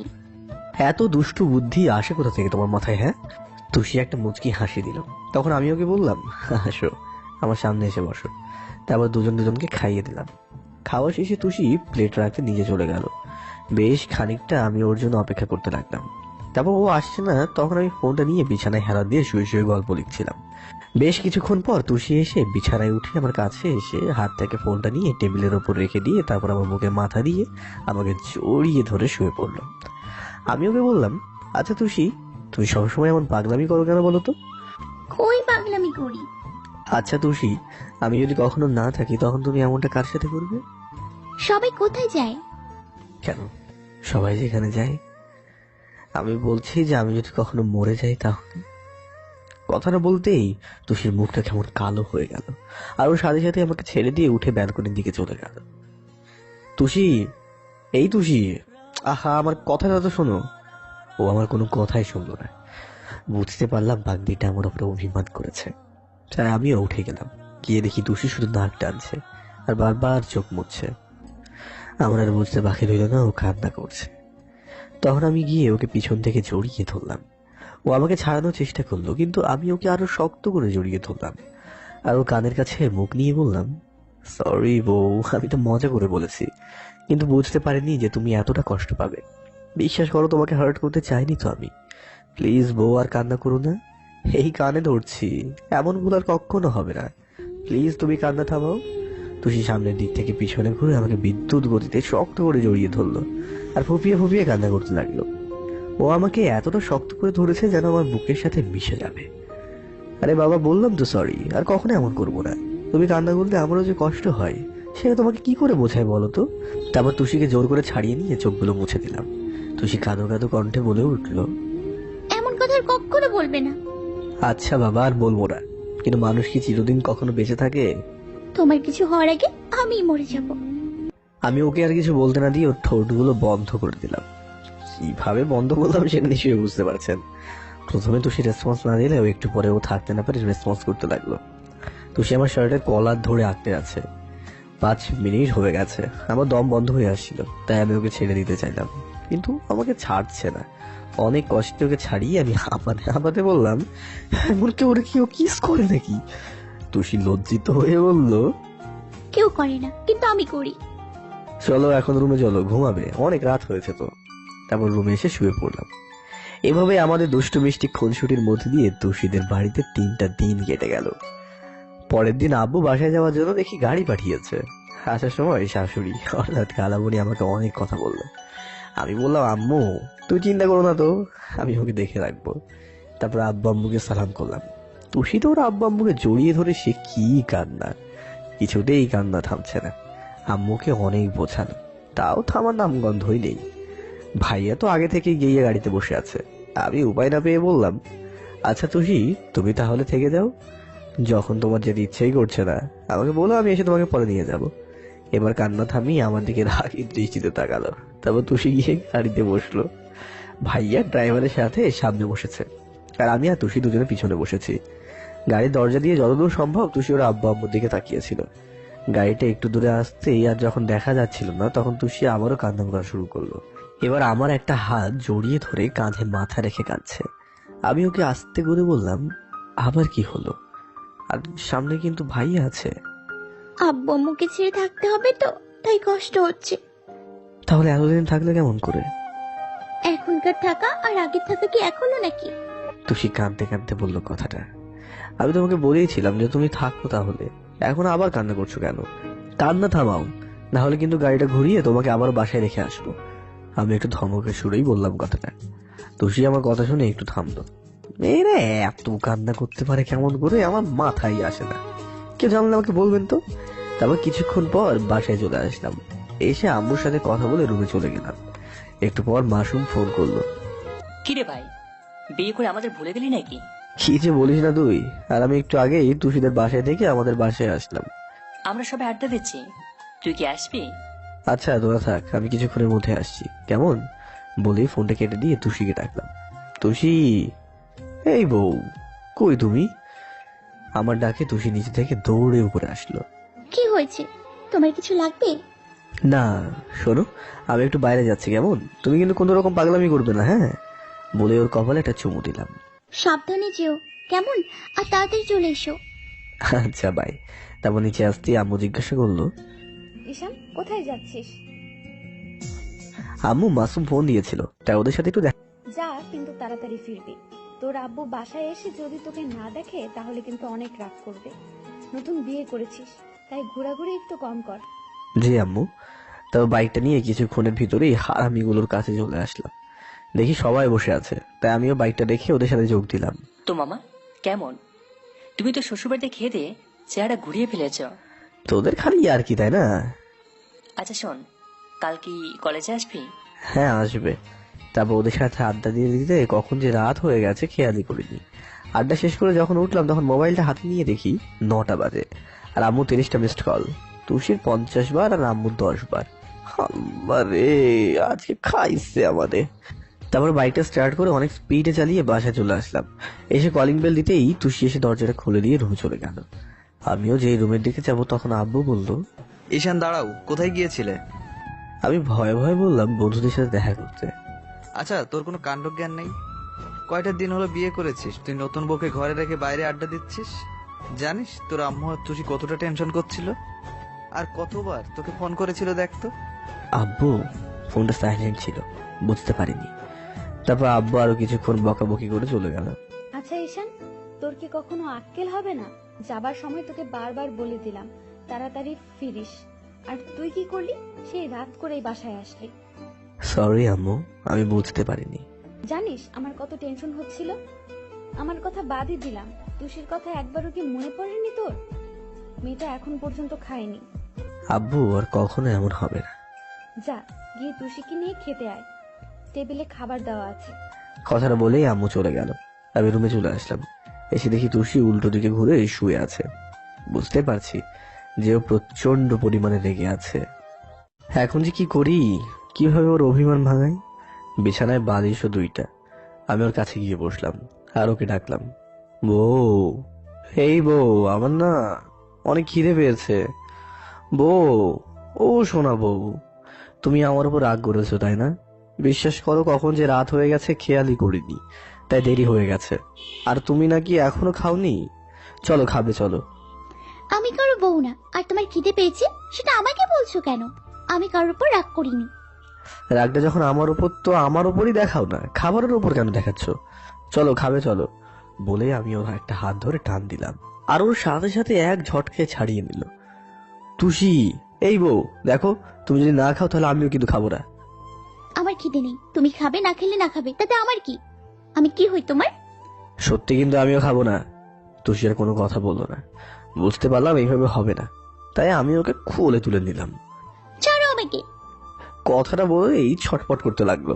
তাই আমি ওকে ধমকে শুরু বললাম, একদম নড়াচড়া করলে কোল থেকে ফেলে দেবো। তাই কথা না বাড়িয়ে আমার গলা জড়িয়ে ধরে থাকো। ফেলে দেওয়ার কথা শুনে ও আমার গলা 2 হাতে শক্ত করে জড়িয়ে ধরলো। তারপর আমি ওকে নিচে খাবার টেবিলের কাছে এনে নামিয়ে দিয়ে চেয়ারে বসে পড়লাম। তুষিও বসে পড়লো। তারপর আমি খাবার বেড়ে এনে ওর পাশে একটা চেয়ারে বসে খাইয়ে দিতে লাগলাম। কিন্তু আজকে তুষি আমাকে খাইয়ে দিচ্ছে না। একটু পর তুষি আমাকে খাইয়ে দিতে এক লোকমা ভাত আমার মুখের সামনে ধরে বলল, নাও হা করো। আমি বললাম, না আমি খাবো না, খিদে নেই আমার। রাগ আমি করি আর সেই রাগ উল্টো উনি আমার উপর দেখায়।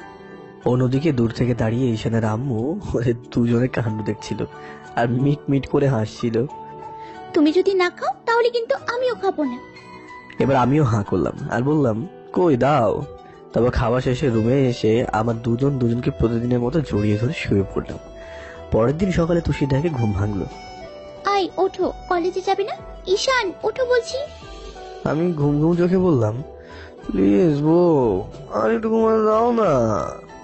তারপর আমি ওকে টান দিয়ে আমার বুকের উপর এনে জড়িয়ে ধরে বললাম, তুমি আমার সাথে ঘুমাও তো। আই ছাড়ো না, দরজা খোলা আছে তো, কেউ এসে দেখে ফেলবে। আগে কিছু দাও, তারপর ছাড়বো। এখন না, রাতে। এখনই দিতে হবে, না হলে তো ছাড়ছি না। তারপর তুষি আমার কপালে, গালে আর ঠোঁটে অনেকগুলো ভালোবাসা দিয়ে তারপর বলল, এখন তো ছাড়ো, আর যাও ফ্রেশ হয়ে খেতে আসো। আমিও উঠে ফ্রেশ হয়ে কলেজের জন্য রেডি হয়ে তারপর নিচে আসলাম। তারপর খাবার টেবিলে বসতেই তুষি আমাদেরকে খাবার দিতে লাগলো। তখন আম্মু বলল, তুষি, তুই কলেজে যাবি না? জি আম্মু। তাহলে তুইও বস, খেয়ে নে, আমি সবাইকে বেড়ে দিচ্ছি। আম্মু আমি পারবো। তুষি আম্মুর কথা মতো আমার পাশে বসে খেতে লাগলো। খাওয়া শেষ করে আব্বু আম্মুকে বলে কলেজের জন্য বেরিয়ে পড়লাম। তারপর কলেজে গিয়ে সোজা আড্ডার জায়গায় গেলাম। দেখলাম আজও তৃষা এসেছে। তখন আমি বললাম, কি রে তুই এতদিন কোথায় ছিলি, আর তোর ফোন বন্ধ ছিল কেন? ফোনটা হারিয়ে গেছে তাই। ভাবি কেমন আছেন? জি ভাইয়া ভালো, আপনারা সবাই কেমন আছেন? সবাই একসাথে বলল ভালো। তখন তৃষা বলল, ভাবি মানে? ও, তোকে তো বলতে ভুলেই গেছি, আমাদের ঈশানের সাথে তুষি ভাবির বিয়ে হয়েছে। কথাটা শোনার সাথে সাথে তৃষার মুখটা কেমন যেন কালো হয়ে গেল। ভাবি বিয়েতে কিন্তু তেমন খেতে পারিনি, তাই আজকে আমাদের ট্রিট দিতে হবে। এই শালা ট্রিট মানে? বিয়েতে তো এক একটা এমন ভাবে খেয়েছিস মনে হলো 1 মাস না খেয়েছিলি, আবার বলছিস যে ট্রিট দিতে হবে। তা বলে তো শুনছি না আমরা তো আজ তোমার কোনো কথাই শুনবো না মামা। আমরা ভাবির সাথে কথা বলছি, মাঝখানে তুমি কথা বলবে না। আমি না থাকলে ভাবিটা আসলো কোথা থেকে? হ্যাঁ, আমি খেয়াল করলাম তৃষা কোনো কথা বলছে না। ওকে ভাইয়া, আমি আপনাদের ট্রিট দেবো, চলেন। তারপর সবাই মিলে গিয়ে ক্যান্টিনে বসলাম। তারপর যে যার মতো অর্ডার করতে লাগলো। তৃষা কিছু অর্ডার করছে না দেখে আমি বললাম, কি রে তৃষা, তোর আবার কি হলো? তুই তো কিছুই অর্ডার করলি না। তো করলেই হবে। ও যে মন খারাপ সেটা আমি বেশ বুঝতে পারছি, আর মন খারাপের কারণটাও আমার অজানা নয়। কিন্তু আমি আপনাদেরও তো আগেই বলেছি যে আমি নিরুপায়, কিছু করার মতো উপায় আমার ছিল না। এবার আমরা কয়েকটা ক্লাস করে বাসায় চলে আসলাম। আসার সময় তুষি আমাকে পিছন থেকে শক্ত করে জড়িয়ে ধরেছে। তখন আমি ওকে বললাম, কি হলো, ভয় লাগছে? না, ভালো লাগছে তাই ধরেছি। এবার তুষি আমার কানের কাছে মুখ এনে বলল, I love you. I love you too আমার জান পাখি। তারপর তুষির সাথে কথা বলতে বলতে বাসায় চলে আসলাম। দুজনেই ঘরে চলে গেলাম। আমি ব্যাগটা রেখে ওয়াশরুমে গিয়ে শাওয়ারটা ছাড়তেই মনে পড়লো আমি তো কাপড় চোপড় কিছুই আনিনি। কোনো রকমে গোসলটা সারলাম। তারপর তুষিকে ডাকলাম, এই তুষি শোনো না, আমাকে টাওয়ালটা দিয়ে যাও তো, আমি ভুলে কিছুই আনিনি। যাই। কথাটা বলে তুষি টাওয়ালটা এগিয়ে দিয়ে বলল, কই নাও। আমি ওয়াশরুমে দরজা খুলে টাওয়ালটা নিতেই যাব, তখনই আমার মাথায় একটা শয়তানি বুদ্ধি কাজ করলো। আমি তুষির হাত ধরে এক টান দিয়ে ওয়াশরুমের মধ্যে নিয়ে আসলাম। ঢাল সামলাতে না পেরে তুষি আমার বুকের উপরে এসে পড়লো। ঈশান, কি করছো? ছাড়ো না, দরজা খোলা আছে, কেউ এসে পড়বে তো। কথাটা বলেই তুষি চলে যেতে গেলে ঈশান পিছন থেকে ওকে আবার জড়িয়ে ধরলো। ওর পেটে হাত দিয়ে স্লাইড করতে ও যেন কেঁপে উঠলো। তুষি ঘাড়ে কয়টা কিস করতে ও কেঁপে কেঁপে উঠছিল। নিঃশ্বাসগুলো ভারী হয়ে আসছিল। ঈশানের প্রতিটা স্পর্শেও যেন পাগল হয়ে যাচ্ছিল। হঠাৎ তুষি সামনের দিকে ঘুরে ঈশানকে শক্ত করে জড়িয়ে ধরলো। তুষি ঘন ঘন নিঃশ্বাস ফেলছিল। তখন আমি বুক থেকে ওর মুখটা তুলে দেখি তুষি ওর চোখগুলো বন্ধ করে আছে আর ওর ঠোঁটগুলো কাঁপছে। তখন আমি ওর মুখে দুপাশে হাত দিয়ে 4 ঠোঁট এক করে দিলাম। তুষি আমার চুলগুলো 2 হাতে মুঠো করে ধরে পাগলের মতো কিস করতে লাগলো।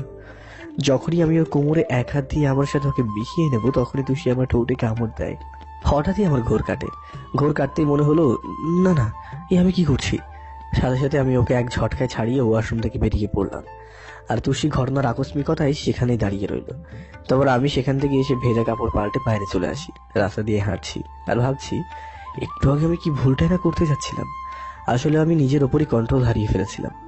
অন্যদিকে তৃষা বাসায় এসে ওর রুমের সব কিছু ভাঙচুর করে শুরু করে দেয়। ঈশানা যে বিয়ে হয়েছে সেটাও কিছুতেই মানতে পারছিল না। কিছু ভাঙার শব্দে তুষার আম্মু আসে আর বলে, কি মা, কি হয়েছে তোর? এভাবে পাগলামি করছিস কেন? আর ঘরের এই অবস্থা করেছিস কেন? আম্মু, আমি ঈশানকে ভালোবাসি, ওকে ছাড়া বাঁচতে পারবো না।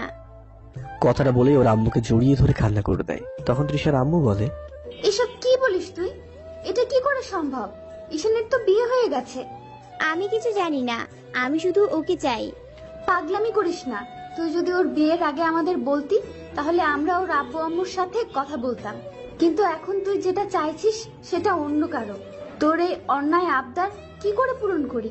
তাই ভালো, এসব বাদ দে। আমি কিছু জানি না, আমি শুধু ঈশানকেই চাই। তৃষা, পাগলামি করিস না। ভালোবাসা কখনো একতরফা হয় না। আর দরকার পড়লে আমি তোকে ওর চাইতে ভালো ছেলে এনে দিব। না আম্মু, আমি শুধু ওকেই চাই। তৃষার আম্মু ওর এই অন্যায় আবদার মানতে না পেরে সেখান থেকে উঠে চলে যায়। আর তৃষা মনে মনে ভাবছে, ঈশান তুমি শুধু আমার আর অন্য কারণ না। অন্যদিকে তুষি ওয়াশরুমে শাওয়ারের নিচে দাঁড়িয়ে ভাবছে, ঈশানের ঠোঁটে কামড় দেওয়ায় হয়তো ওর উপর রাগ করেছে। তারপর তুষি গোসল করে বাইরে আসে, দেখে ঈশান নেই। ভাবে হয়তো বাইরে গেছে। ও আসলে ওকে সরি বলে দেবো। দুপুর গড়িয়ে বিকেল গড়িয়ে সন্ধ্যা হয়, তবুও ঈশান বাসায় আসেনি। এবার তুষি চিন্তা হতে থাকে। অনেকবার ফোনে ট্রাই করেছে, কিন্তু ফোনটা বন্ধ বলছে। তুষির চোখের কোণে পানি জমে গেছে, মনে হয় এখনই কান্না করে দেবে। আর ঠিক তখনই কলিং বেলটা বেজে ওঠে। সাথে সাথে গিয়ে তুষি দরজাটা খুলে দেয়। ঈশান কিছু না বলে রুমের দিকে পা বাড়ায়। তখন তুষি বলে, তুমি গিয়ে ফ্রেশ হও, আমি তোমার খাবার দিচ্ছি। তুষি খাবার নিয়ে রুমে যায়। গিয়ে দেখে ঈশান রুমে নেই। তখন খেয়াল করে ব্যালকনিতে কে যেন দাঁড়িয়ে আছে। তুষি খাবারগুলো রেখে সেখানে যায়। গিয়ে ঈশানকে পিছন থেকে জড়িয়ে ধরে কান্না করে দিয়ে বলে, আই এম সরি ঈশান, বিশ্বাস করো আমি তখন ইচ্ছে করে তোমার ঠোঁটে কামড় দেইনি, সরি। তুষির কান্না করা দেখে ঈশানের বুকের ভিতরটা কেঁপে ওঠে। ও কান্না করলে যে ঈশানের বড্ড কষ্ট হয়, কারণ ঈশান ওর পিচ্চি বউটাকে যে ভালোবেসে ফেলেছে। এবারও পিছন থেকে সামনের দিকে ঘুরে তুষির 2 গালে হাত দিয়ে বুড়ো আঙ্গুলগুলো দিয়ে ও চোখের পানিগুলো মুছে দেয় আর বলে, এই পাগলি, কাঁদছো কেন?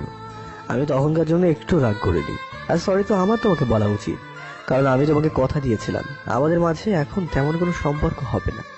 আসলে আমি নিজেকে কন্ট্রোল করতে পারিনি। প্লিজ বউ, আর কান্না করো না। ওর কপালে একটা চুমু দিয়ে তারপর ওকে বুকে জড়িয়ে নিলাম। না হলে যে ওর কান্না থামবেই না সেটা আমি খুব ভালোভাবে জানি।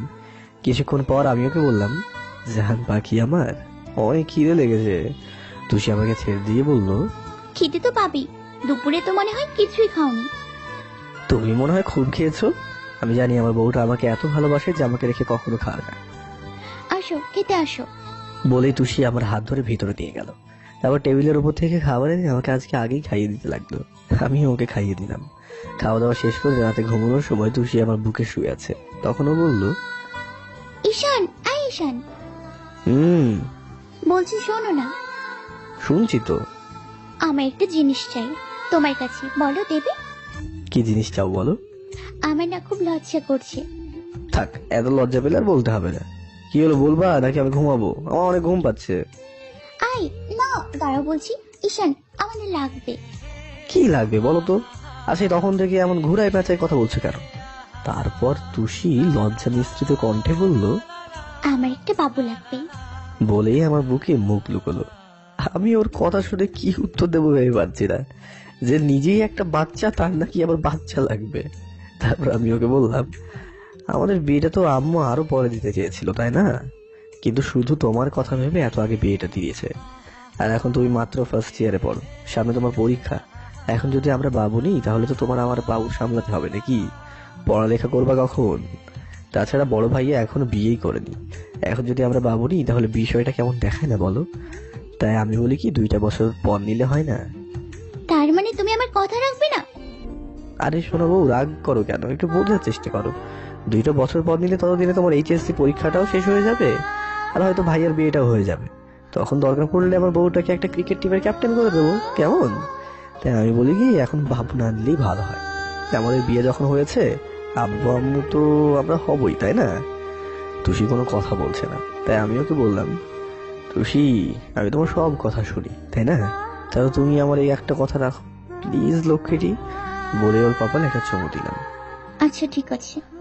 এই তো লক্ষ্মী বউ আমার, বলে ওকে আরো শক্ত করে জড়িয়ে দিলাম। আসলে এখন বাবু না নেওয়ার আরো একটা কারণ রয়েছে, সেটা হলো আমি ওকে এই কয়েকটা দিনে অনেক ভালোবেসে ফেলেছি। আর ওর বয়সটাও এখন কম, তাই আমি চাই না এখন বাবু নিতে গিয়ে ওর কিছু হয়ে যায়। সেটা কখনোই আমি সহ্য করতে পারবো না। এভাবে আমাদের ভালোবাসার খুনসুটির মধ্যে দিয়ে কেটে গেছে অনেকগুলো দিন। আর তুষির বাচ্চা মেয়েটা দিন দিন বেড়েই চলেছে। তুষির আর আমার ফার্স্ট ইয়ারের পরীক্ষাটাও শেষ হয়ে গেছে। আমি এমনিতেই তেমন ভালো স্টুডেন্ট না, কিন্তু তুষি স্কুলের টপার। আমার সাথে সাথে ওর রেজাল্টটাও খারাপ হয়েছে, তার জন্য ওর কোনো মাথা ব্যথা নেই। কিন্তু আমার আছে, ও বরাবর ভালো করুক সেটা চেয়েছিলাম। কিন্তু ওর এই পাগলামির কারণে আজকে রেজাল্ট খারাপ হলো ওর। তাই আমি সিদ্ধান্ত নিলাম যে করেই হোক ওকে বোঝাতে হবে। সেদিন রাতে খাবার খাওয়ার পর আমি রুমে শুয়ে আছি। একটু পর তুষিও আসলো। ও আসতেই আমি উঠে বসলাম। তারপর ওকে আমার সামনে বসতে বললাম। তুষি আমার সামনে বসলো। তখন আমি ওকে বললাম, তুষি, আমি তোমাকে কিছু কথা বলবো, কথাগুলো মন দিয়ে শুনবে, কেমন? আচ্ছা বলো। আচ্ছা তুষি, তুমি কি দিন দিন বড় হচ্ছ না ছোট হচ্ছ বলো তো? কেন হঠাৎ এমন প্রশ্ন করছো কেন? আমি যা বলছি আগে সেটার উত্তর দাও। বড় হচ্ছি। কিন্তু তোমার এই বাচ্চামি স্বভাবের কারণে তো তা মনে হয় না। তুষি, তুমি তো স্কুলের সবচেয়ে ভালো স্টুডেন্ট ছিলে, কিন্তু এখন তোমার রেজাল্ট দেখেছো? এমনটা কিন্তু আমি তোমার কাছ থেকে আশা করিনি। আমি চাই তুমি বরাবরের মতোই ভালো করো।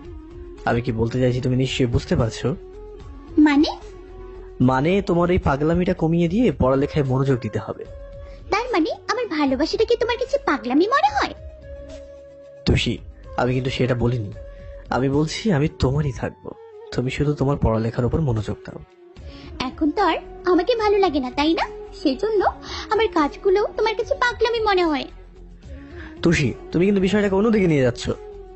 এখন তো আর আমার কোনো কথাই তোমার ভালো লাগে না, আমি তো পুরনো হয়ে গেছি। তুষি, ওর গালে আমি ঠাস করে একটা চড় মেরে দিলাম। তুমি আমাকে মারলে? মারবাই তো, তুমি তো আর আমাকে ভালোবাসো না। কথাটা বলেই তুষি ফুপিয়ে ফুপিয়ে কান্না করতে লাগলো। এইটা আমি কি করলাম? যাকে আমি ভালোবাসি তাকে রাগের মাথায় তার গায়ে হাত তুললাম। আর কিচ্ছু ভাবতে পারছি না। বাইকের চাবিটা আর ফোনটা নিয়ে রুম থেকে বেরিয়ে আসলাম।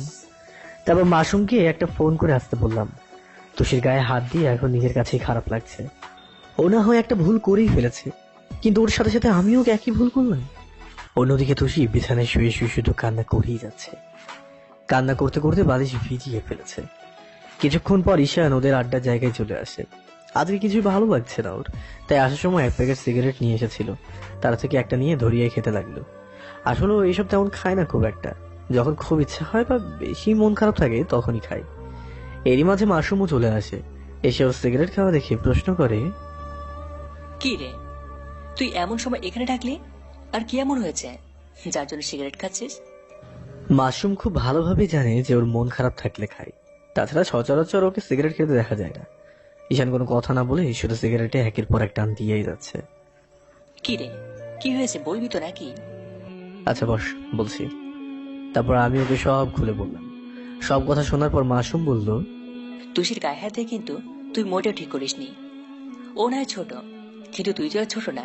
তার রাগের মাথায় ভুল একটা কথা বলে ফেলেছে, তাই বলে তুই ওর গায়ে হাত দিবি? কি করবো বল, দিন দিন ওর পাগলামিটা বেড়েই চলেছে। আমি ওকে একটা কথা বলেছি আর ও সেটাকে ঘুরিয়ে অন্য মানে বের করলো, তাই রাগের মাথায় হাত তুলে ফেলেছি।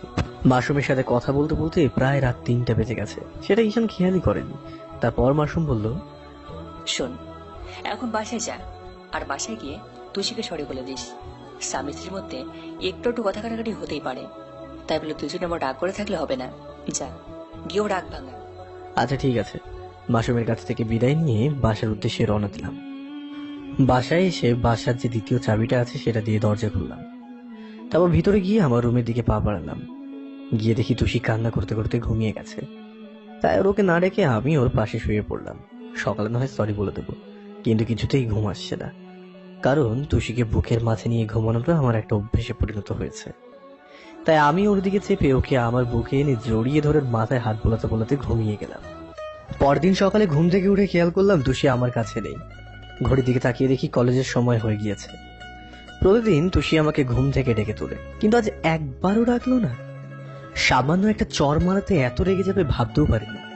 কথাগুলো ভাবতে ভাবতে ওয়াশরুমে গিয়ে ফ্রেশ হয়ে নিলাম। তারপর নিচে গেলাম। গিয়ে সেখানেও তুষিকে পেলাম না, তাই আম্মুকে জিজ্ঞাসা করলাম, আম্মু তুষি কোথায়?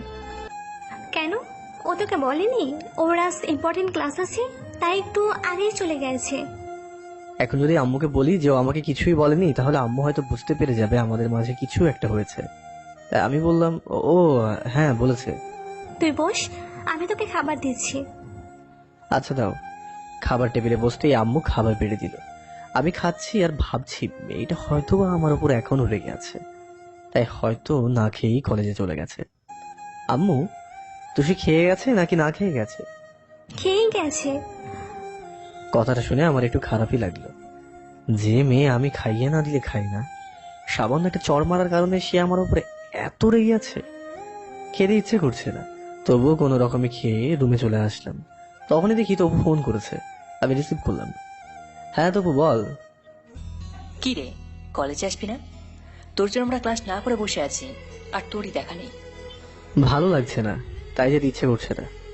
তখনই মাসুম তবুর হাত থেকে ফোনটা নিয়ে বলল, তুই এক্ষুনি কলেজ যাই, তোর সাথে কথা আছে।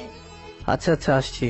কি আর করার, ভাবলাম ওদের সাথে একটু দিয়ে আড্ডা দিয়ে আসি, তাহলে হয়তো মনটা ভালো হয়ে যাবে। তাই কলেজের উদ্দেশ্যে রওনা দিলাম। গিয়ে দেখি সবাই মিলে ক্যান্টিনে বসে আছে। তারপর আমি গিয়ে ওদের সাথে বসলাম। আবার মন খারাপ দেখে সিএম জিজ্ঞাসা করলো, কি রে, কি হয়েছে তোর? কই না তো, কিছু না। ঈশান, তোদের মাঝে সমস্যাটা কি ঠিক হয়নি? আজকে দেখলাম তুই সে একাই কলেজে আসলো। তেমন কিছু না। তাহলে কেমন কি সেটা তো বল। মাসুমকে বলেছিস আর আমাদের কাছে বলতে চাচ্ছিস না। আমাদেরকে কি তুই বন্ধু মনে করিস না? এটা কোনো কথা বললি? আচ্ছা শোন তাহলে। তারপর ওদের জোড়াজুড়িতে সব ঘটনা খুলে বললাম। ঈশানে কথা বলার সময় তৃষা শুধু মনে মনে বলছিল, তুষি এবার একবারের জন্য ঈশানকে তোমার কাছ থেকে আলাদা করে ফেলবো।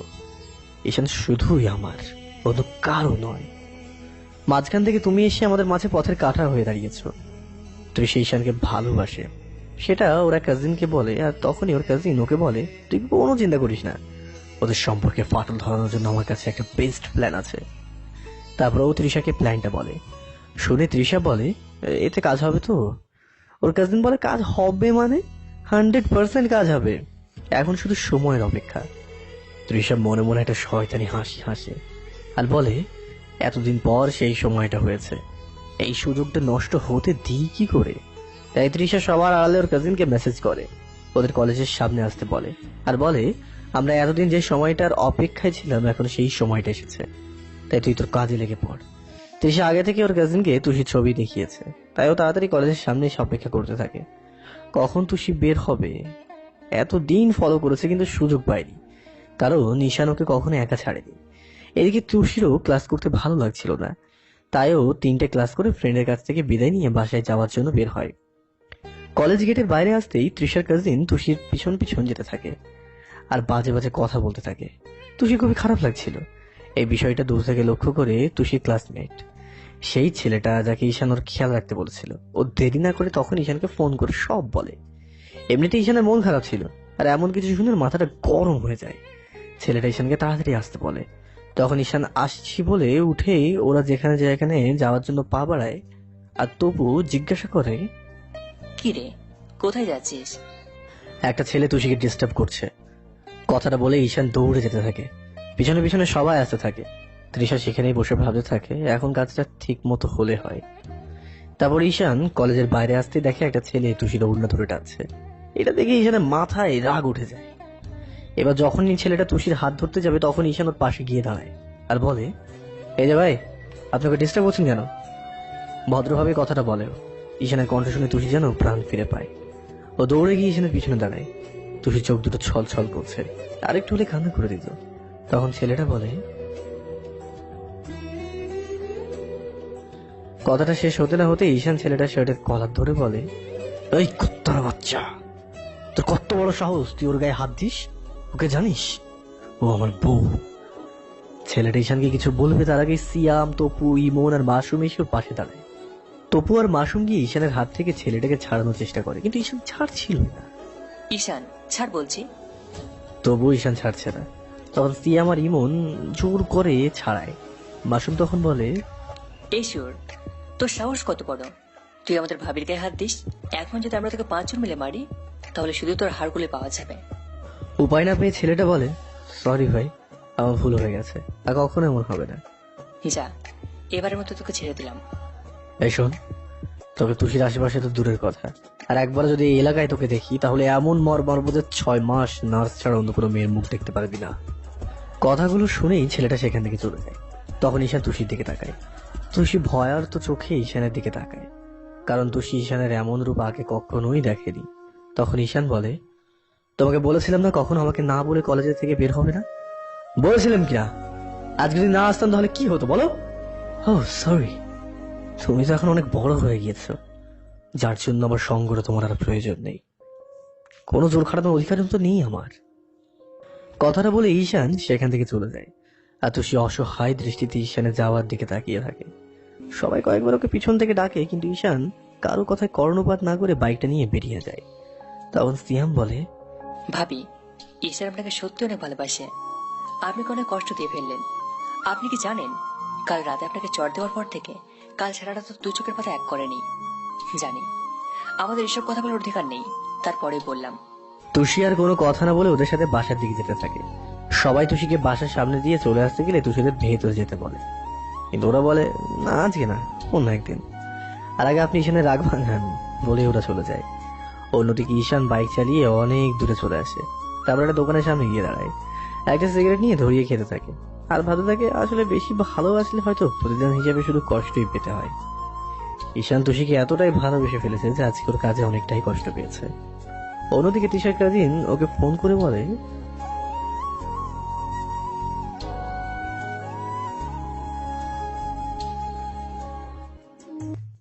আমাকে যে পড়াইতে হবে। বেশ কিছুক্ষণ বসে থাকার পর ঈশানের রাগটা একটু কমলেও বাসার দিকে যেতে থাকে। তখন ঈশানের ফোনটা বেজে ওঠে, তাই বাইকটা রাস্তার এক পাশে দাঁড় করিয়ে পকেট থেকে ফোনটা বের করে দেখে তৃষা কল করেছে। ঈশান ফোনটা রিসিভ করে। হ্যাঁ তৃষা, বল। ঈশান, তুই এখন কোথায়? কেন বলতো? তোর সাথে আমার কিছু কথা আছে, এখনই তুই আমার সাথে। কেন, কোনো সমস্যা? আচ্ছা ঠিক আছে, কোথায় আসতে হবে? আমাদের কলেজের পিছনে যে পুকুর পাড়টা আছে সেখানে। তৃষা কথাটা বলেই ফোনটা কেটে দেয়। ঈশান ফোনটা পকেটে ঢুকিয়ে বাইক স্টার্ট করে কলেজের দিকে যেতে থাকে। আর ভাবে কি এমন কথা যে এত জরুরি ভাবে ডাকলো। যাই হোক, আগে তো দেখা করি, তাহলে তো জানতে পারবো। কথাগুলো ভাবতে ভাবতে চলে আসলাম পুকুর পাড়ে। এসে দেখি তৃষা এখনো আসেনি, তাই আমি বাইকটা থামিয়ে বাইকের ওপরই বসে রইলাম। কিছুক্ষণ পর তৃষা আসলো। ও আসতেই আমি বসা থেকে উঠে দাঁড়ালাম।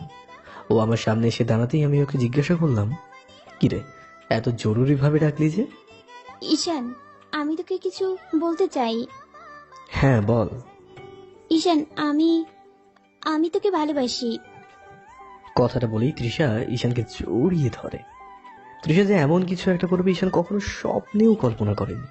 হ্যাঁ, ও আগে জানতো যে তৃষা ওকে ভালোবাসে, আর এটাও ভেবেছিল যে ঈশানের বিয়েটাকেও খুব সহজভাবেই মেনে নিয়েছে। ঘটনার আকস্মিকতায় ঈশান হক চুকিয়ে যায়। তারপর ওকে জোর করে ছাড়িয়ে বলে, তৃষা তুই খুব ভালোভাবে জানিস যে আজকে আমার মনটা ভালো না, তাই আমি কোনো মজা করার মুডে নেই।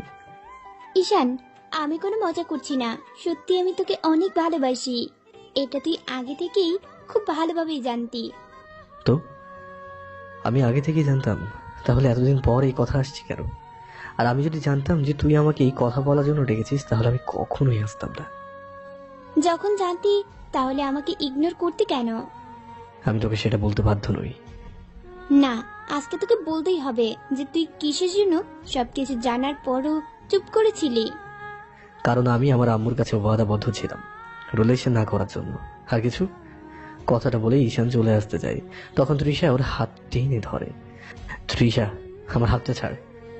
না, ছাড়বো না। আমি হাত ছাড়তে বলেছি তৃষা। ও তাও ছাড়ছিল না, তাই আমি এক ঝটকায় ওর কাছ থেকে আমার হাতটা ছাড়িয়ে নিলাম। তুই জানিস আমার বিয়ে হয়ে গেছে, আর এটাও খুব ভালোভাবে জানিস যে আমি তুষিকে অনেক ভালোবাসি।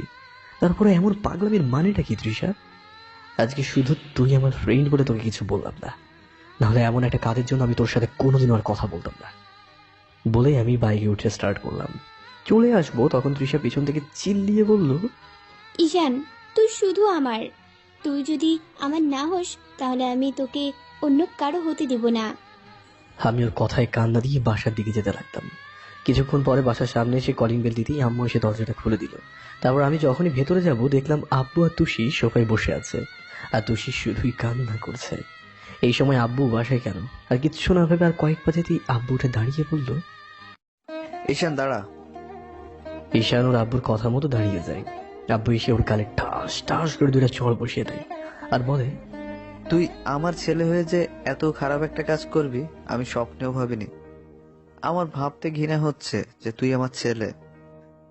আব্বু, আমি আবার কি করছি? তোর লজ্জা করে না এমন একটা নোংরা একটা কাজ করে এসে বলছিস কি করেছি? কুলাঙ্গার কোথাকার। আব্বু, আমি কি করেছি সেটা তো বলবে। ঈশান, এবার কিন্তু বেশি বেশি হয়ে যাচ্ছে। কি করেছি না? কথাগুলো বলেই আব্বু তুষির মোবাইলটা এনে আমার সামনে ধরলো। মোবাইলের স্ক্রিনের দিকে তাকিয়ে আমি যা দেখলাম সেটা দেখে আমার পায়ের নিচ থেকে মাটি সরে গেল একটা ছবিতে। তৃষা আমাকে আর আমি ওকে জড়িয়ে ধরে আছি, আর এইটা দেখে আমি আমার কথা বলার ভাষা হারিয়ে ফেলেছি। এরপরও বলবি তুই কিছুই জানিস না? তুই এসব কিছু করিসনি? আম্মু, বিশ্বাস করো, সত্যি আমি এসব কিছুই করিনি। আমি ভাবতেই পারছি না আমি তোর মতো কুলাঙ্গারের জন্ম দিয়েছি। আব্বু, আমি সত্যি বলছি আব্বু, বিশ্বাস করো। নিজের চোখে দেখার পরও তোকে বিশ্বাস করব? এমন একটা কাজ করার আগে তুই একবারও তুষির কথা ভাবলি না? মেয়েটা তোকে এতটা ভালোবাসে আর তুই ওর সাথে এমনটা করতে পারলি?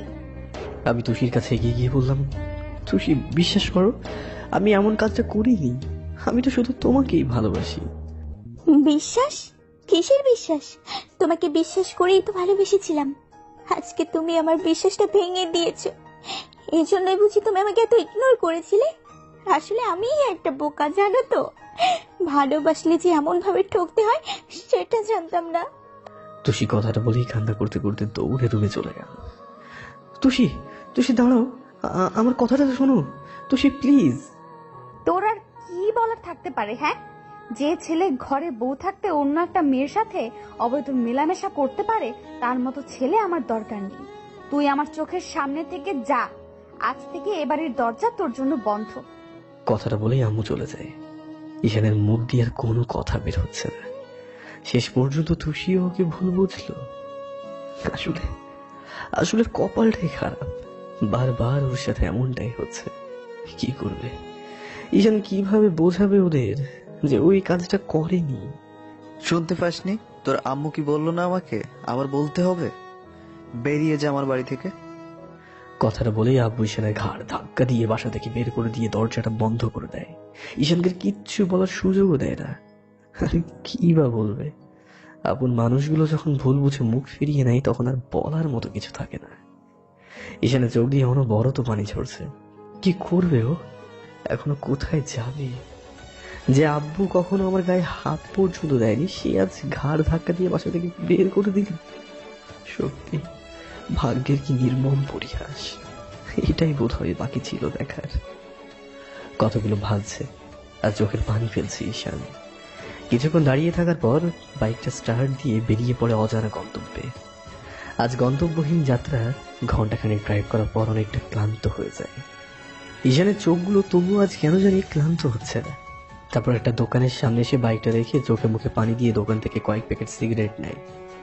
একটা নির্জন জায়গায় এসে বসে একটার পর একটা সিগারেট ধরিয়ে খেতে থাকে আর ভাবে, পৃথিবী কি অদ্ভুত। সামান্য একটা মিথ্যা আপন মানুষগুলোকে বড় করে দেয়। আর মানুষ যে জিনিস চায় তা পায় না, আর যা চায় না তা আপনা আপনিই পেয়ে যায়। কতগুলো ভাবে আর বাতাসের সাথে সিগারেটের ধোঁয়াগুলো ওড়াতে থাকে। আচ্ছা, একটা বিষয় ক্লিয়ার হওয়া দরকার। তুষির ফোনে ওই ছবিটা কে পাঠালো আর কেই বা তুললো? তৃষা তো ঈশানকে জড়িয়ে ধরেছিল, তাহলে ঈশান তৃষাকে কেমন ভাবে জড়িয়ে ধরলো? আসলে তৃষা যখন ঈশানকে ফোন করে আসতে বলে তখন তৃষা আর ওর কাজিন ওখানে আগে থেকেই ছিল। আর তৃষাকে বোঝায় যে ঈশান আসলেই যেন তৃষা ওকে জড়িয়ে ধরে। প্ল্যান মাফিক কিছুক্ষণ পর ঈশান আসে, তারপর তৃষা ওর কাছে যায়। আর বাকিটা কি হয়েছে সেটা তো আপনারা ভালোভাবেই জানেন। তৃষা যখন ঈশানকে জড়িয়ে ধরে তখন ঈশান ওকে ছাড়ানোর জন্য হাত ওঠালে তৃষার কাজিন এমন অ্যাঙ্গেল থেকে ছবিটা তোলে যাতে দুজনকেই স্পষ্ট বোঝা যায়। তারপর এডিট করে তুষির ফোনে পাঠিয়ে দেয়। তুষি তখন আম্মুর সাথে নিচে কাজ করছিল। ফোনটা টেবিলের উপরে তাকায়। এসএমএসটা আসার সাথে সাথেই তুষি গিয়ে ফোনটা লক করতেই ছবিটা দেখতে পায়। ছবিটা দেখার পর তুষির মাথায় যেন আকাশ ভেঙে পড়ে। তৎক্ষণাৎ ওর হাত থেকে ফোনটা পড়ে যায়। আম্মু কিছু পড়ার শব্দে তুষির কাছে এসে দেখে ফোনটা নিচে পড়ে আছে আর তুষির চোখ দিয়ে টপ টপ করে পানি পড়ছে। তুষি, কি হয়েছে তো? আর ফোন এভাবে নিচে পড়ে আছে কেন? তুষির মুখ দিয়ে কোনো কথা বের হচ্ছে না। দেখি আম্মু ফোনটা উঠিয়ে ছবিটা দেখেন। দেখে উনি নিজেই কিছু বলার ভাষা হারিয়ে ফেলে। ওনার ছেলে এমন একটা কাজ করবে সেটা তার ধারণারও বাইরে ছিল। তখন আম্মু ঈশানের আব্বুকে ফোন দিয়ে বাসায় আসতে বলে। কিছুক্ষণ পর আব্বু বাসায় আসেন। তারপর ঈশানের আম্মু ওই বিষয় সব বলে আর ছবিটাও দেখায়। আব্বু হতভম্ব হয়ে যায় ছবিটা দেখে। তো এই ছিল সামান্য একটা মিথ্যার পিছনকার সত্যিটুকু।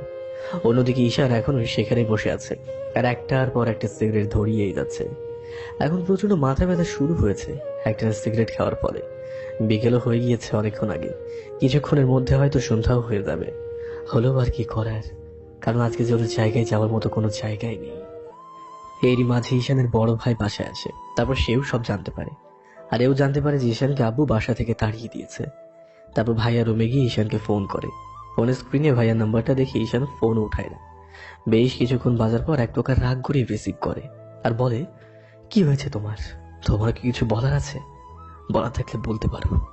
ঈশান, আমি যেটা শুনলাম সেটা সত্যি কিনা? কেন, ছবিটা দেখোনি? বলেই ফোনটা কেটে দিলাম। আজকে প্রাণ খুলে হাসতে ইচ্ছে করছে। পৃথিবীর অদ্ভুত এই খেলায় দেখে সবাই থাকতেও আজ আমার কেউ নেই। সামান্য একটা মিথ্যা আমাকে সবার কাছ থেকে পর করে দিল। কথাগুলো বলতে বলতে ঈশান সেইখানেই দুই হাত মাথার নিচে দিয়ে শুয়ে পড়ে। ভাগ্যের এই নির্মম পরিহাসের কাছে এখন নিজে অনেকটা ক্লান্ত মনে হচ্ছে। যদি একবারের জন্য জীবনের ছুটি হয়ে যেত তাহলে তোর এমন কষ্টটা হয়তো আর থাকতো না। ঈশানের ভাইয়া ভাবে, যাই হোক আর যাই হোক, ও ছোট মানুষ, হয়তো একটা ভুল করেই ফেলেছে, কিন্তু এই রাতের বেলায় ও থাকবে কোথায়? তখন অনেক চিন্তা করে তিনি সিয়ামকে ফোন করে সব বলে। আর শুনে সিয়াম নিজের কান কেউ বিশ্বাস করতে পারে না। তখন ও বলে, দেখেন ভাইয়া, আপনাদের কথা ভুল হচ্ছে। ঈশান আমাদের বলেছিল যে তৃষাকে ভালোবাসে, কিন্তু ওইসব রিলেশনে জড়াবে না। আর তাছাড়া ঈশান তুষিকে অনেক ভালোবাসে। যাই হোক শিয়াম, আবু তো ঈশানকে বাসা থেকে বের করে দিয়েছে। তুমি একটা কাজ করো, ওকে ফোন দিয়ে দেখো ও কোথায়, ওকে খুঁজে তোমাদের বাসায় নিয়ে যাও প্লিজ ভাই, এইটুকু কাজ করো। আরে ভাইয়া, আপনি এভাবে বলছেন কেন? আমি দেখছি কি করা যায়। সিয়াম ঈশানের ভাইয়ের সাথে কথা বলে ফোনটা রেখে দিয়ে মাসুমকে ফোন করে, ওর সাথে তখনই দেখা করতে বলে। তখন মাসুম কি হয়েছে জানতে চাইলে সিয়াম বলে, এখন এত কথা বলার সময় নেই, আগে দেখা কর, তারপর সব বলছি। মাসুম ওর কিছু না ভেবে কিছুক্ষণের মধ্যেই সিয়ামের সাথে দেখা করে। কি রে, কি হয়েছে? এত জরুরি ভাবে ডাকলি যে? পরে বলছি। তারপর সিয়াম ঈশানকে ফোন করে, কিন্তু ধরছে না। সবুজ ঘাসের উপরে শুয়ে আকাশের দিকে তাকিয়ে উজ্জ্বল তারাগুলোর দিকে এক দৃষ্টিতে তাকিয়ে চোখের পানিগুলো ঝরিয়ে যাচ্ছিল। বেশ কয়েকবার ফোন বাজার ফলে ঘোরটা কাটে তার। তারপরে ফোনটা রিসিভ করতেই সিয়াম রাগী গলায় বলে, ফোন ধরতে এত সময় লাগে স্টুপিড? আমি চোখের পানিগুলো মুছে স্বাভাবিকভাবে বললাম, হ্যাঁ বল। তুই এখন কোথায় আছিস বলতো? আছি কোনো এক নির্জন জায়গায়। কেন, কি হয়েছে? কি শুনছি এসব? যা শুনছি সব সত্যি, আর কিছু বলবি? একদম ফোন কাটবি না। তুই বল কোথায় আছিস, আমরা তোর কাছে আসছি। এসে কি করবি? আচ্ছা, তোকে বলতে হবে না, দয়া করে তোর ফোন নাম্বারের লোকেশন ডাউন কর। আমাদের যদি বন্ধু ভাবিস তাহলে এইটুকু কর। কথাটা বলেই সিয়াম ফোনটা কেটে দিয়ে ফোনের লোকেশন অন করে তারপর বাইকটা স্টার্ট করে আর তারপর মাসুমকে নিয়ে বেরিয়ে পড়ে। অন্যদিকে ঈশান সিয়ামের কথা মতো লোকেশনটা অন করে দেয়। সিয়াম বাইক ড্রাইভ করছে, তখন মাসুম বলে, কি হয়েছে এবার তো বল, সব খুলে বল। আচ্ছা শোন তাহলে। তারপর সিয়াম মাসুমকে সব খুলে বললে মাসুম বলে, বলিস কি, এত কিছু হয়ে গেল, আমরা কিছুই জানি না। আমিও জানতাম না, একটু আগে ঈশানের ভাই ফোন করে বলেছে। ঘন্টা খানিক পর সিয়াম আর মাসুম একটা নির্জন জায়গায় এসে বাইকটা থামায়। তারপর লক্ষ্য করে একটু দূরে কেউ একজন শুয়ে আছে। তারপর ওরা কাছে যায়, কারো পায়ের শব্দ পেয়ে ঈশান উঠে বসে। মাসুম আর সিয়াম গিয়ে ওর পাশে বসে। তোর দুর্দিনে আমরা চুপ করে বসে থাকি কি করে বলতো? আর কেউ বিশ্বাস করুক বা না করুক, আমরা জানি তুই কখনো এমন কাজ করতে পারিস না। ঈশান ওদের দিকে ঘিরে জড়িয়ে ধরে হাউ মাউ করে কান্না করে দেয়। ঈশান, মেয়েদের মতো কাঁদিস না তো, কি করে এমন হয়েছে বলতো? তারপর ঈশান কলেজে থেকে যাওয়ার পর তৃষার সাথে দেখা করা, ওর জড়িয়ে ধরা, তারপর তৃষার সাথে শেষ কথা বলা, সবগুলো ওদের বলল। দাঁড়া, তার মানে এইসব কাজ তৃষার? আমার কাছে সব পরিষ্কার, এই কাজ একমাত্র ওর। যা হওয়ার হয়ে গেছে, এখন চল আমাদের সাথে। কোথায় যাব? আমার তো আর যাবার মতো কোনো জায়গা নেই। কোথায় যাবি মানে কি? আমার সাথে আমার বাসায় যাবি। না রে দোস্ত, আমি তোদের ঝামেলা বাড়াতে চাই না। এবার কিন্তু আমি তোকে মারবো। আমাদেরকে কি তুই বন্ধু ভাবিস না? আরে কি বলিস? যেখানে আমার পরিবারের সবাই আমাকে ভুল বুঝলো, সেখানে তোরা আমাকে বিশ্বাস করলি। তাহলে আর কোনো কথা নাই, এখন চল আমাদের সাথে। তারপর ওরা সেখান থেকে উঠে আর বাসার দিকে রওনা দেয়। এবার মাসুম ঈশানের বাইকটা চালাচ্ছে আর ঈশান পিছনে বসে আছে। সিয়ামের বাসার সামনে এসে মাসুম ঈশানকে নামিয়ে দিয়ে চলে যায়। সিয়াম বাসায় একাই থাকে, ওর বাবা মা গ্রামের বাড়িতে থাকে। দুজনে ভিতরে যায়। সারাদিন তো মনে হয় কিছুই খাসনি, তুই ফ্রেশ হয়ে আয়, আমি খাবার দিই। সিয়ামের কথা মতো ঈশান ওয়াশরুমে গিয়ে ফ্রেশ হয়ে আসে। তারপর ঈশান খাবার টেবিলে বসে আর সিয়াম ওকে খাবার বেরিয়ে দিয়ে নিজেও ওর পাশে বসে। খাবার খাওয়ার সময় সিয়াম লক্ষ্য করে ঈশান কিছুই খাচ্ছে না। তখন ও বলে, কি রে, খাচ্ছিস না কেন? আর কি এত চিন্তা করছিস? তুষির কথা খুব মনে পড়ছে, ও তো একদিন আমার হাতে ছাড়া খায় না, জানি না মেয়েটা খেয়েছে কিনা। ঈশান, মন খারাপ করিস না, সব ঠিক হয়ে যাবে। এখন খেয়ে নে, না খেয়ে থাকলে তো আর সমস্যার সমাধান হবে না, তাই বলছি খেয়ে নে। ঈশান সিয়ামের কথা মতো ইচ্ছে না থাকা সত্ত্বেও কোনো রকম খেয়ে নেয়। তারপর খাবার খাওয়া শেষ করে দুজনে সিয়ামের রুমে যায়। সারাদিন তোর উপর অনেক ঝড় গেছে, এবার ঘুমিয়ে পড়, রাতও তো অনেক হয়েছে। ঈশানের শরীর ক্লান্ত, তাই সিয়ামের কথায় শুয়ে পড়ে। সিয়াম ওর পাশে শুয়ে পড়ে। ঈশান শুধু বিছানার এপাশ ওপাশ করছে, কিছুতেই যেন ঘুম আর আসছে না। ওর এমন করা দেখে সিয়াম বলে, কিরে, এমন এপাশ ওপাশ করছিস কেন? কিছুতে ঘুম আসছে না রে, আসলে প্রত্যেকদিন তুষিকে বুকের ওপর নিয়ে ঘুমানোর অভ্যেস তো, তাই ঘুম আসছে না। সিয়াম ওকে কি বলবে খুঁজে পায় না। অন্যদিকে তুষি সেই যে ঘরে এসে দরজা লাগিয়ে কাঁদা করেই চলেছে। সন্ধ্যায় আব্বু আম্মু এমনকি ভাইয়া ওকে খাবার খাওয়ার জন্য রেখে গেছে, কিন্তু তবুও দরজাটা খোলেনি। রাতে বাসার কেউ খাবার খায়নি। কি করেই বা খাবে? ছোট ছেলেটাকে বাসা থেকে বের করে দিয়েছে, এখন কোথায় আছে কে জানে। এরপর কি করে গলা দিয়ে খাবার নামবে? কান্না করতে করতে তুষি ঘুমিয়ে যায়। এইভাবে মাঝে কেটে যায় 6-6টা দিন। 7ম দিন সকালে ইমন, তপু, মাসুম সবাই সিয়ামের বাসায় আসে ইয়ানের সঙ্গে দেখা করতে। ওদের আসার একটা কারণও আছে। ঈশান ওদের বলেছে যে শহরের কোনো মূল্য নেই, সেখানে ও আর থাকবে না। সবাই ওকে অনেক বুঝিয়েছে, কিন্তু ডিসিশন ফাইনাল করে ফেলেছে, আজকে ও ঢাকা থেকে চলে যাবে। অন্যদিকে তুষি আজ 7-7টা দিন ধরে রুম থেকে বের হয় না, আর খাবার খাওয়া তো ছেড়েই দিয়েছে। সকালে আম্মু ওকে ডাকতে আসে, কিন্তু ওর কোনো সারা শব্দ না পেয়ে কেমন সন্দেহ হতে থাকে। তাই ঈশানের ভাইকে ডাকে। ভাইয়া আসার পর অনেক ডাকাডাকি করেও যখন কোনো কাজ হলো না, তখন দরজা ভেঙেই ফেলে ঈশানের ভাই। দরজা ভেঙে ফেলে দেখে তুষি সেন্সলেস হয়ে পড়ে আছে।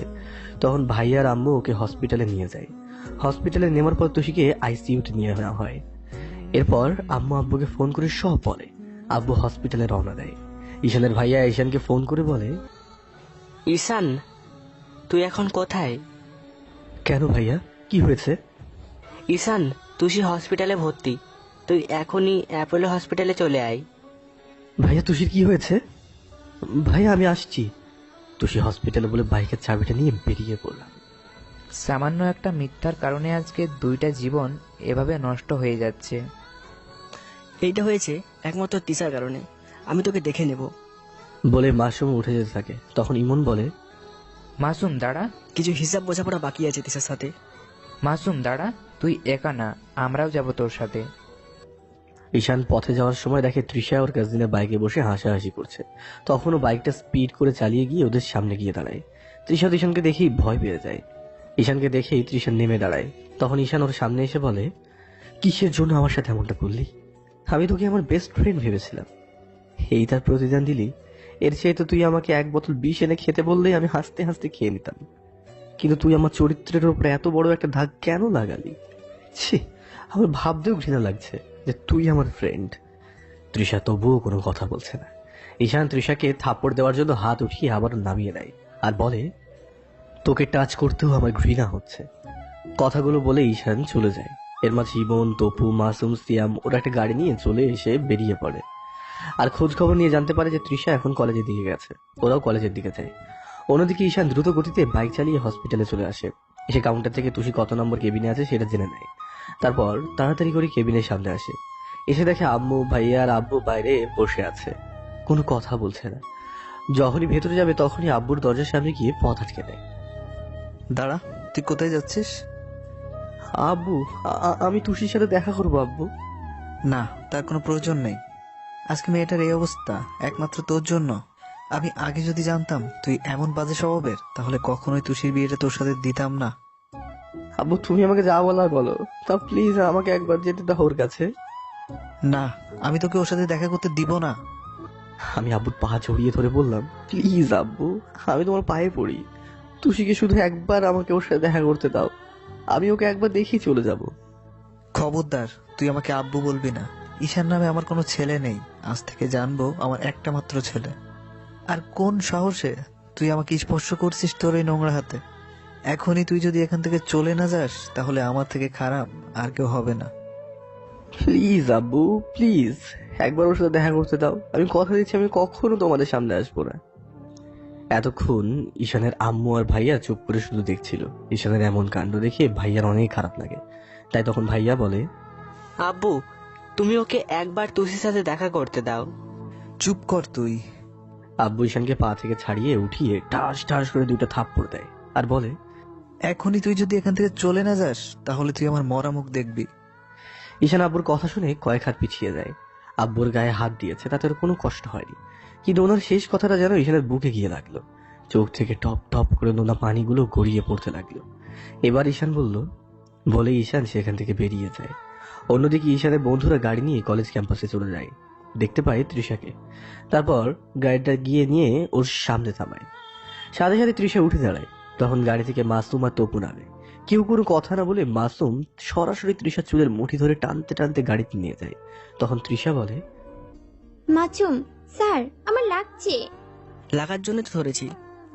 তপু উঠে বসে আর হসপিটালের দিকে যেতে বলে। তারপর তপু তৃষার গালে ঠাস ঠাস করে কয়েকটা থাপ্পড় বসিয়ে দেয়। তোরা আমার সাথে এমন করছিস কেন? কি করেছি আমি? কি করেছিস না? এখন নেকা সাজা হচ্ছে কাল নাগিনী। তোকে যে মেরে ফেলেনি সেটা তোর ভাগ্য। তারপর কিছুক্ষণের মধ্যে হসপিটালে চলে আসে। মাসুম তৃষা চুলের মুঠি ধরে টানতে টানতে তুষির কেবিনের সামনে নিয়ে যায়। ওর পিছনে পিছনে সবাই আসে। তারপর মাসুম তৃষাকে ধাক্কা দিয়ে তুষির রুমের দরজার সামনে ফেলে দেয় আর বলে, দেখ তোর জন্য আজকে মেয়েটার কি অবস্থা। শুধুমাত্র তোর এই মিথ্যা নাটকের কারণে দুটো ভালোবাসার মানুষের মাঝে কতটা দূরত্ব সৃষ্টি হয়েছে। এই জন্য তোকে ঈশান বলেছিল তুই আমাদের বেস্ট ফ্রেন্ড, আর তার তুই এই প্রতিদান দিলি। আজকে শুধু তুই ঈশানের বন্ধুত্বটা হারাইলি না, আমাদের সাথেও আর কোনো সম্পর্ক থাকবে না। তৃষা তুষির মুখের দিকে তাকিয়ে দেখলো চোখের নিচে কালো দাগ পড়ে গেছে। চুলগুলো কেমন এলোমেলো, কদিনেই কেমন শুকিয়ে গেছে। হাতে স্যালাইন চলছে, নিথর দেহটা বেডের ওপর পড়ে আছে। এতক্ষণ ধরে ঈশানের আম্মু আর ভাইয়া শুধু দাঁড়িয়ে দেখছিল। এবার আম্মু এগিয়ে এসে বলল, মাসুম, কি হয়েছে তোমার? ওর সাথে এমন ভাবে কথা বলছো কেন? আন্টি, আপনি হয়তো জানেন না ও কি করেছে, তাহলে আপনিও হয়তো ওর সাথে এর থেকে বাজে ব্যবহার করতেন। এরই মাঝে ঈশানের আব্বু যেন কোথা থেকে আসে। দূর থেকে কারো কথার শব্দ শুনতে পেয়ে দ্রুত পায়ে এগিয়ে আসে। ঈশানের ভাই তখন বলে, মাসুম কি হয়েছে, সব খুলে বলো। এই কার নাগানি, এখন চুপ করে থাকবি নাকি আরো একটা দিব? তপু তৃষাকে টেনে উঠিয়ে দাঁড় করায়। তখন তৃষা বলতে শুরু করে, আন্টি, সব দোষ আমার। আসলে আমি ঈশানকে ভালোবাসি, তাই সেদিন আমার চাচাতো ভাইয়ের কথা মতো ওকে কলেজের পেছনে দেখা করতে বলি। তারপর ও আসলে আমি ওকে জড়িয়ে ধরি। তখন দূর থেকে আমার চাচাতো ভাই ছবি তুলে আর এমন ভাবে এডিট করে যাতে বোঝা যায় আমরা দুজন দুজনকে জড়িয়ে ধরে আছি। তারপর ছবিটা তুষিকে পাঠিয়ে দেয়। ঈশান সেখানে আমাকে বলেছিল ও আগে থেকেই জানতো যে আমি ওকে পছন্দ করি, কিন্তু ও আপনাদের ওয়াদার কারণে সব সময় আমাকে ইগনোর করতো। আন্টি, আমি বুঝতে পারিনি যে ওদের ভালোবাসার কাছে আমার ভালোবাসাটা তুচ্ছ। আপনি আমাকে ক্ষমা করে দিন। অন্যদিকে আব্বু কথাগুলো শুনে ঈশান হসপিটাল থেকে বেরিয়ে যাওয়ার পর বাইক স্টার্ট দিয়ে ফুল স্পিডে চালাতে থাকে। আর বারবার আব্বুর বলা কথাগুলো ওর কানে পাচ্ছিল। হঠাৎ করে সামনের দিক থেকে একটা ট্রাক ধেয়ে আসে। ঈশান বাইকটাকে পাশ কাটিয়ে যাওয়ার সময় পাশ থেকে আসা একটা বাসের সাথে ওর ধাক্কা লাগে। ও ছিটকে গিয়ে রাস্তার এক সাইডে পড়ে যায়। সারা শরীর রক্তে ভিজে যায়। কিছু একটার সাথে ধাক্কা লাগায় মাথাটা কেমন যেন ভারী ভারী লাগছে। চোখগুলো ঝাপসা হয়ে আসছিল। চোখের সামনে তুষির মায়াবী মুখটা কেমন যেন ভেসে আসছিল। শেষবারের মতো আর হয়তো ওকে দেখতে পারবো না। ঈশানের অ্যাক্সিডেন্ট হওয়ার সাথে সাথে আশেপাশে সবাই দৌড়ে আসে ওর কাছে। কয়েক মিনিটের মধ্যে ওর চারপাশে ভিড় জমে যায়। কিছু লোক ওকে ধরাধরি করে কাছের একটা হসপিটাল নিয়ে যায়। তারপর একটা লোক ওর ফোনের কল লিস্টে গিয়ে প্রথম নাম্বারটাই ফোন দেয়। অন্যদিকে তুষির জ্ঞান ফেরে আর চোখ খুলে নিজের হসপিটালে বেডে দেখতে পায়। বাইরে কারো কথার শব্দ পায়, তাই উঠে বসে। আর ঠিক তখনই ঈশানের আম্মু তৃষাকে বলছিল, তোমাকে আমি আমার মেয়ের মতো ভাবতাম, আর তুমি কি না, ছি, এরকম একটা জঘন্য কাজ করতে পারলে? আন্টি, আপনি আমাকে ক্ষমা করে দিন, আমার ভুল হয়ে গেছে। তুমি এক্ষুনি আমার চোখের সামনে থেকে দূর হয়ে যাও, না হলে আমার থেকে খারাপ আর কেউ হবে না। তোমার একটা মিথ্যার কারণে মা হয়ে আমি আমার ছেলেটাকে বাসা থেকে বের করে দিলাম। তৃষা ঈশানের আম্মু ধমকের ভয়ে চলে যায়। এরই মাঝে ঈশানের ভাইয়ের ফোনটা বেজে ওঠে। পকেট থেকে ফোনটা বের করে দেখে ঈশানের নাম্বার, তাই রিসিভ করে বলে, ঈশান, তুই এখন কোথায়? ওপাশ থেকে এক অচেনা কণ্ঠে উত্তর আসে, আমি ঈশান না, এটা যার ফোন সে আপনার কি হয়? ও আমার ভাই।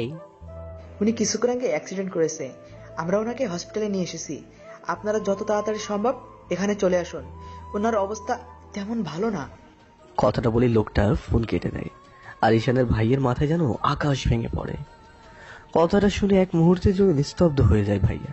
ওর এমন অবস্থা দেখে ঈশানের বাবা এগিয়ে আসে আর বলে, কি রে, কি বললো ঈশান? ও ফিরে আসছে তো? শুধু শুধু ছেলেটাকে ভুল বুঝলাম। এতক্ষণ ধরে সবার কথায় তুষি বেশ বিষয়টা বুঝতে পারছে যে ঈশানের সেদিন কোনো দোষ ছিল না। আব্বুর মুখে ঈশানের কথা শুনে তুষি হাতে স্যালাইন খুলে এগিয়ে আসে দরজার সামনে। কিন্তু আব্বুর কথায় কোনো উত্তর দেয় না ভাইয়া। তাই আব্বুকে আবারও বলে, কি রে, কথা বলছিস না কেন? কি বললো ঈশান? আব্বু, ঈশান। হ্যাঁ, ঈশান কি? কিরে, কথা বলছিস না কেন? আপু, ঈশানের অ্যাক্সিডেন্ট হয়েছে, ও এখন হসপিটালে। কথাটা শুনে ঈশানের আব্বু আম্মু বন্ধুরা আর ওর স্ত্রী তুষি ওরা যেন বড় ধরনের একটা ধাক্কা খেলো। তুষি চিৎকার দিয়ে বলে উঠল, না, এ হতে পারে না। কথাটা বলেই রুম থেকে বেরিয়ে আসে আর বাইরে যাওয়ার জন্য পা বাড়ায়। ঈশানের আম্মু ওকে ধরে ফেলে আর বলে, তুই কোথায় যাচ্ছিস? একদিকে ছেলের অ্যাক্সিডেন্টের খবর, অন্যদিকে বইয়ের এমন পাগলামি। মনের এমনিতেই বেহাল অবস্থা, তার উপর এত বড় একটা দুঃসংবাদ। সব মিলিয়ে কোনো মায় নিজেকে ঠিক রাখতে পারবে না। কিন্তু ঈশানের আম্মু তবুও নিজেকে স্বাভাবিক রেখে বুকে পাথরে চাপিয়ে টুসিকে আটকায়, কারণ এখন ভেঙে পড়লেই চলবে না। তাই উনি নিজেকে শক্ত করে। টুসি বলে, আম্মু, তুমি আমাকে ওর কাছে যেতে দাও, আমি ঈশানের কাছে যাব। আম্মু, তুমি টুসিকে আটকে রাখতে পারছিলে না, তাই আব্বু ওকে আটকায়। আর ভাইয়া বলে, তুষি, পাগলামি করিস না। ভাইয়া, তুমি আব্বু আম্মুকে বলো আমাকে ঈশানের কাছে নিয়ে যেতে। তোমরা প্লিজ আমাকে ছেড়ে দাও। ভাইয়া, আমাদের এখানে দেরি করাটা ঠিক হবে না। আমাদের এক্ষুনি ঈশানের কাছে যেতে হবে।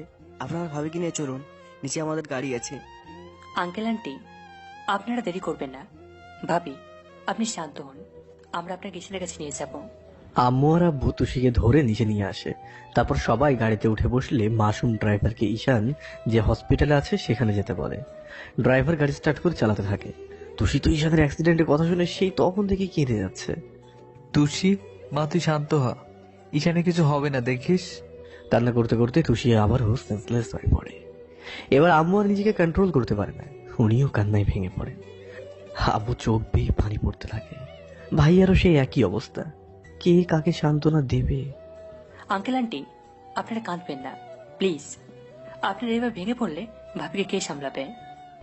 দেখতে দেখতে আধা ঘন্টার মধ্যে ঈশান যে হসপিটালে আছে সবাই সেইখানে চলে আসে। তারপর একটা লোক এসে ওদের বলে, এখানে ঈশানের বাড়ির লোক কে আছে? ভাইয়া তখন বলে, আমরা ঈশানের বাড়ির লোক। ঈশান এখন কোথায়? আপনারা আসুন আমার সাথে। লোকটা সবাইকে অপারেশন থিয়েটারের কাছে নিয়ে যায়। তুষিকে জ্ঞান হারিয়ে ফেলায় ওকে এই হসপিটালে ভর্তি করে আবারও স্যালাইন দেওয়া হয়, সাথে ঘুমের ওষুধ দিয়ে দেওয়া হয়। সবাই অপারেশন থিয়েটারের সামনে দাঁড়িয়ে অপেক্ষা করছে কখন অপারেশন শেষ হবে। একটু পর একটা ডক্টর বেরিয়ে আসে আর বলে, রোগীর বাড়ির লোক কে আছেন?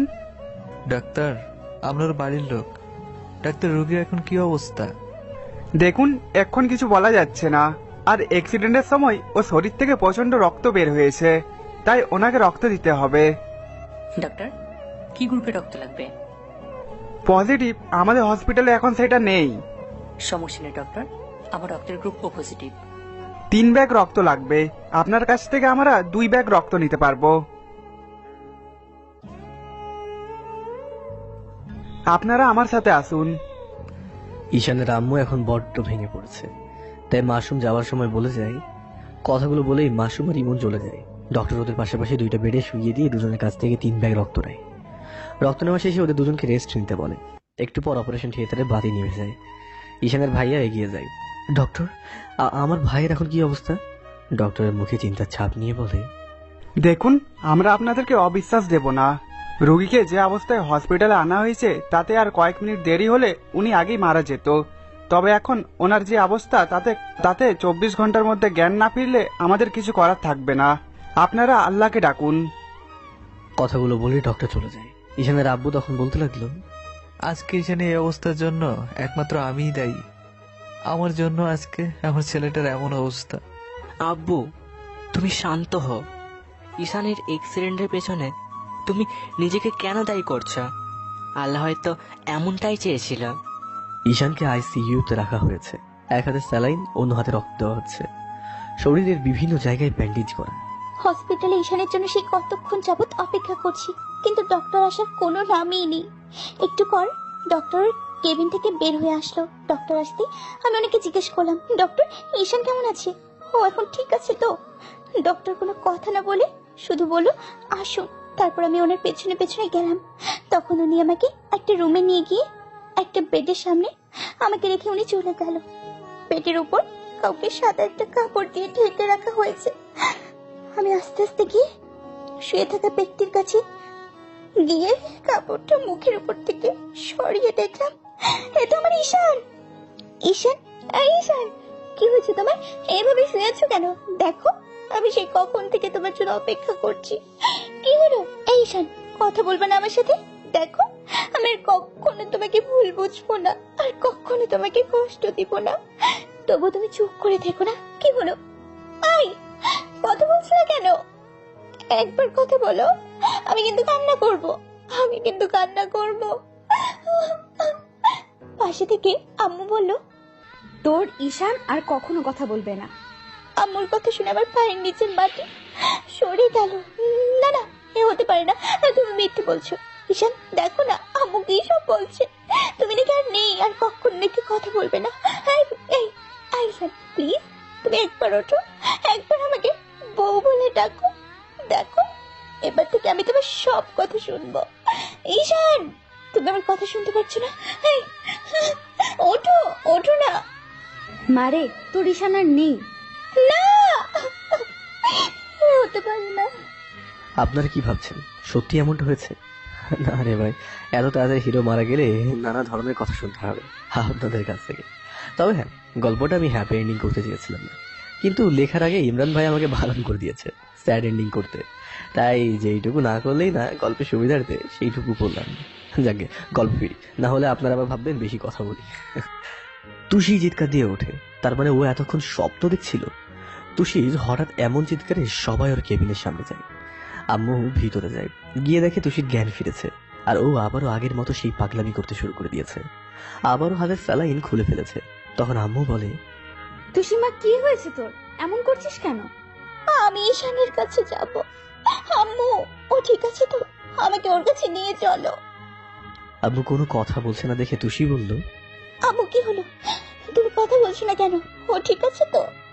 কথাটা বলে তুষি উঠে যেতে লাগে। তখন আম্মু ওকে আটকে দেয় আর তুষিকে জড়িয়ে ধরে বলে, তুষিমা তুই শান্ত হো, তোর ঈশানের কিচ্ছু হবে না।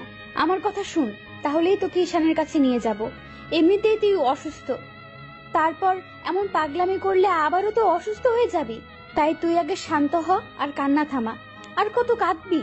তোকে আগে সুস্থ হতে হবে, তা না হলে ঈশানকে দেখবে কে বলতো? কাঁদলে কিন্তু তোকে ঈশানের কাছে যেতে দেব না। আম্মুর কথায় তুষি একটু শান্ত হয়। তারপর আম্মুকে জড়িয়ে ধরে নাক টানতে টানতে বলল, এই ঠিক আছে, আর কান্না করবো না, তুমি আমাকে ওর কাছে নিয়ে চলো। মাসুম আর ইমনের রক্ত দেওয়া শেষে ডক্টর ওদের রেস্ট নিতে বলে। ওদের রেস্ট নেওয়া শেষে ওরা বাইরে আসে। তখন ডক্টর ওদের বলে, শুনুন, আপনাদের রোগীর জ্ঞান ফিরেছে। কথাটা শোনা মাত্রই ওরা বেশ খুশি হয়। তখন ডক্টর আবারও বলল, আপনাদের রোগীর যে অবস্থা ছিল তাতে আমরা মনে করেছিলাম এত তাড়াতাড়ি জ্ঞান ফিরবে না। আসলে এই ঘটনাটা মিরাক্কেল। আমার কেরিয়ারে আমি এই প্রথম কোনো রোগীকে এত তাড়াতাড়ি জ্ঞান ফিরেছে, সেটা প্রথমবার দেখলাম। ডক্টর আর কিছু বলতেই যাবে, তখন মাসুম আর ইমন সেখান থেকে এক প্রকার দৌড়ে তুষির রুমের সামনে যায়। দেখে সেখানে তপু, সিয়াম আর ঈশানের বাবা আর ভাইয়া দাঁড়িয়ে আছে। তারপর হাঁপাতে হাঁপাতে মাসুম বলে, আঙ্কেল, ঈশানে জ্ঞান ফিরেছে। মাসুমের কথা শুনে সবাই স্বস্তির নিঃশ্বাস ফেলে। তখন আব্বু তুষির কেবিনের ভেতরে যায় আর বলে, তুষি মারে, তোর ঈশানের জ্ঞান ফিরেছে। তুষি আম্মুকে ছেড়ে দিয়ে লাফিয়ে উঠে বসে আর বলে, আমাকে ওর কাছে নিয়ে চলো, আমি ওকে দেখবো। তারপর ওকে ধরে আস্তে আস্তে ঈশানের রুমের সামনে নিয়ে যায়। তখন ডক্টর বেরিয়ে আসে। ভাইয়া ডক্টরকে প্রশ্ন করে, ডক্টর, আমরা অপুর সাথে দেখা করতে পারি? ওনার জ্ঞান ফিরলো, ওনার শরীর এখন দুর্বল, তাই কিছু রেস্টের প্রয়োজন। ওনাকে এখন ঘুমানোর ইঞ্জেকশন দিয়ে ঘুম পাড়িয়ে দেওয়া হয়েছে, তাই ঘুম ভাঙলে দেখা করতে পারবেন। ডক্টরের কথা শুনে তুষির মনটা খারাপ হয়ে যায়। তখন আম্মু ওর দিকে তাকায়, দেখে ওর মুখটা কেমন কালো করে ফেলেছে, চোখে পানি ঝলঝল করছে, হয়তো কান্না করে দেবে। তখন আম্মু ওকে বলে, এখন কান্না করলে একদম মারবো। জানিস ডাক্তার কি বলেছিল? 24 ঘন্টার মধ্যে ওর জ্ঞান না ফিরলে ওনাদের কিছুই করার থাকবে না। কোথায় খুশি হবি এত তাড়াতাড়ি ওর জ্ঞান ফিরেছে, তা না মন খারাপ করে আছে। এবার আম্মু ঈশানের আব্বুকে উদ্দেশ্য করে বলে, শোনো, তুমি গিয়ে বাইরে থেকে সবার জন্য খাবার নিয়ে আসো। তারপর আব্বু গিয়ে সবার জন্য খাবার নিয়ে আসে। তারপর আম্মু, মাসুম, সিয়াম, তপু, ইমন ওদের খেতে বলে।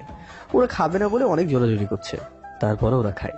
আম্মু তুষিকে খাবার জন্য বলে, তুষি তো কোনো মতেই খাবে না। তখন আম্মু বলে, খাবার না খেলে কিন্তু তোকে বাসায় পাঠিয়ে দেবো। তখন তুষি বাধ্য মেয়ের মতো খেয়ে নেয়। আব্বু, ভাইয়া আম্মুর কথায় কোনো রকমে খায়। তারপরে আম্মু বলে, মাসুম, তোমরা এখন বাসায় চলে যাও। তোমরা সেই কখন থেকে এখানে আছো আর অনেক দৌড়াদৌড়িয়ে করেছো। তোমরা না হয় কাল সকালে চলে এসো। আম্মুর কথায় ওরা সম্মতি দিয়ে চলে যায়। তারপর আম্মু আব্বুকে বাসায় চলে যেতে বলে আর বলে ঈশানের ভাই থাকলেই হবে। আব্বুও বাসায় চলে যায়। একটু পর রাত হয়ে যায়। আম্মু তুষিকে বলে, তুষি চল এখন তোর কেবিনে গিয়ে ঘুমাবি, একটু ঘুমাবি।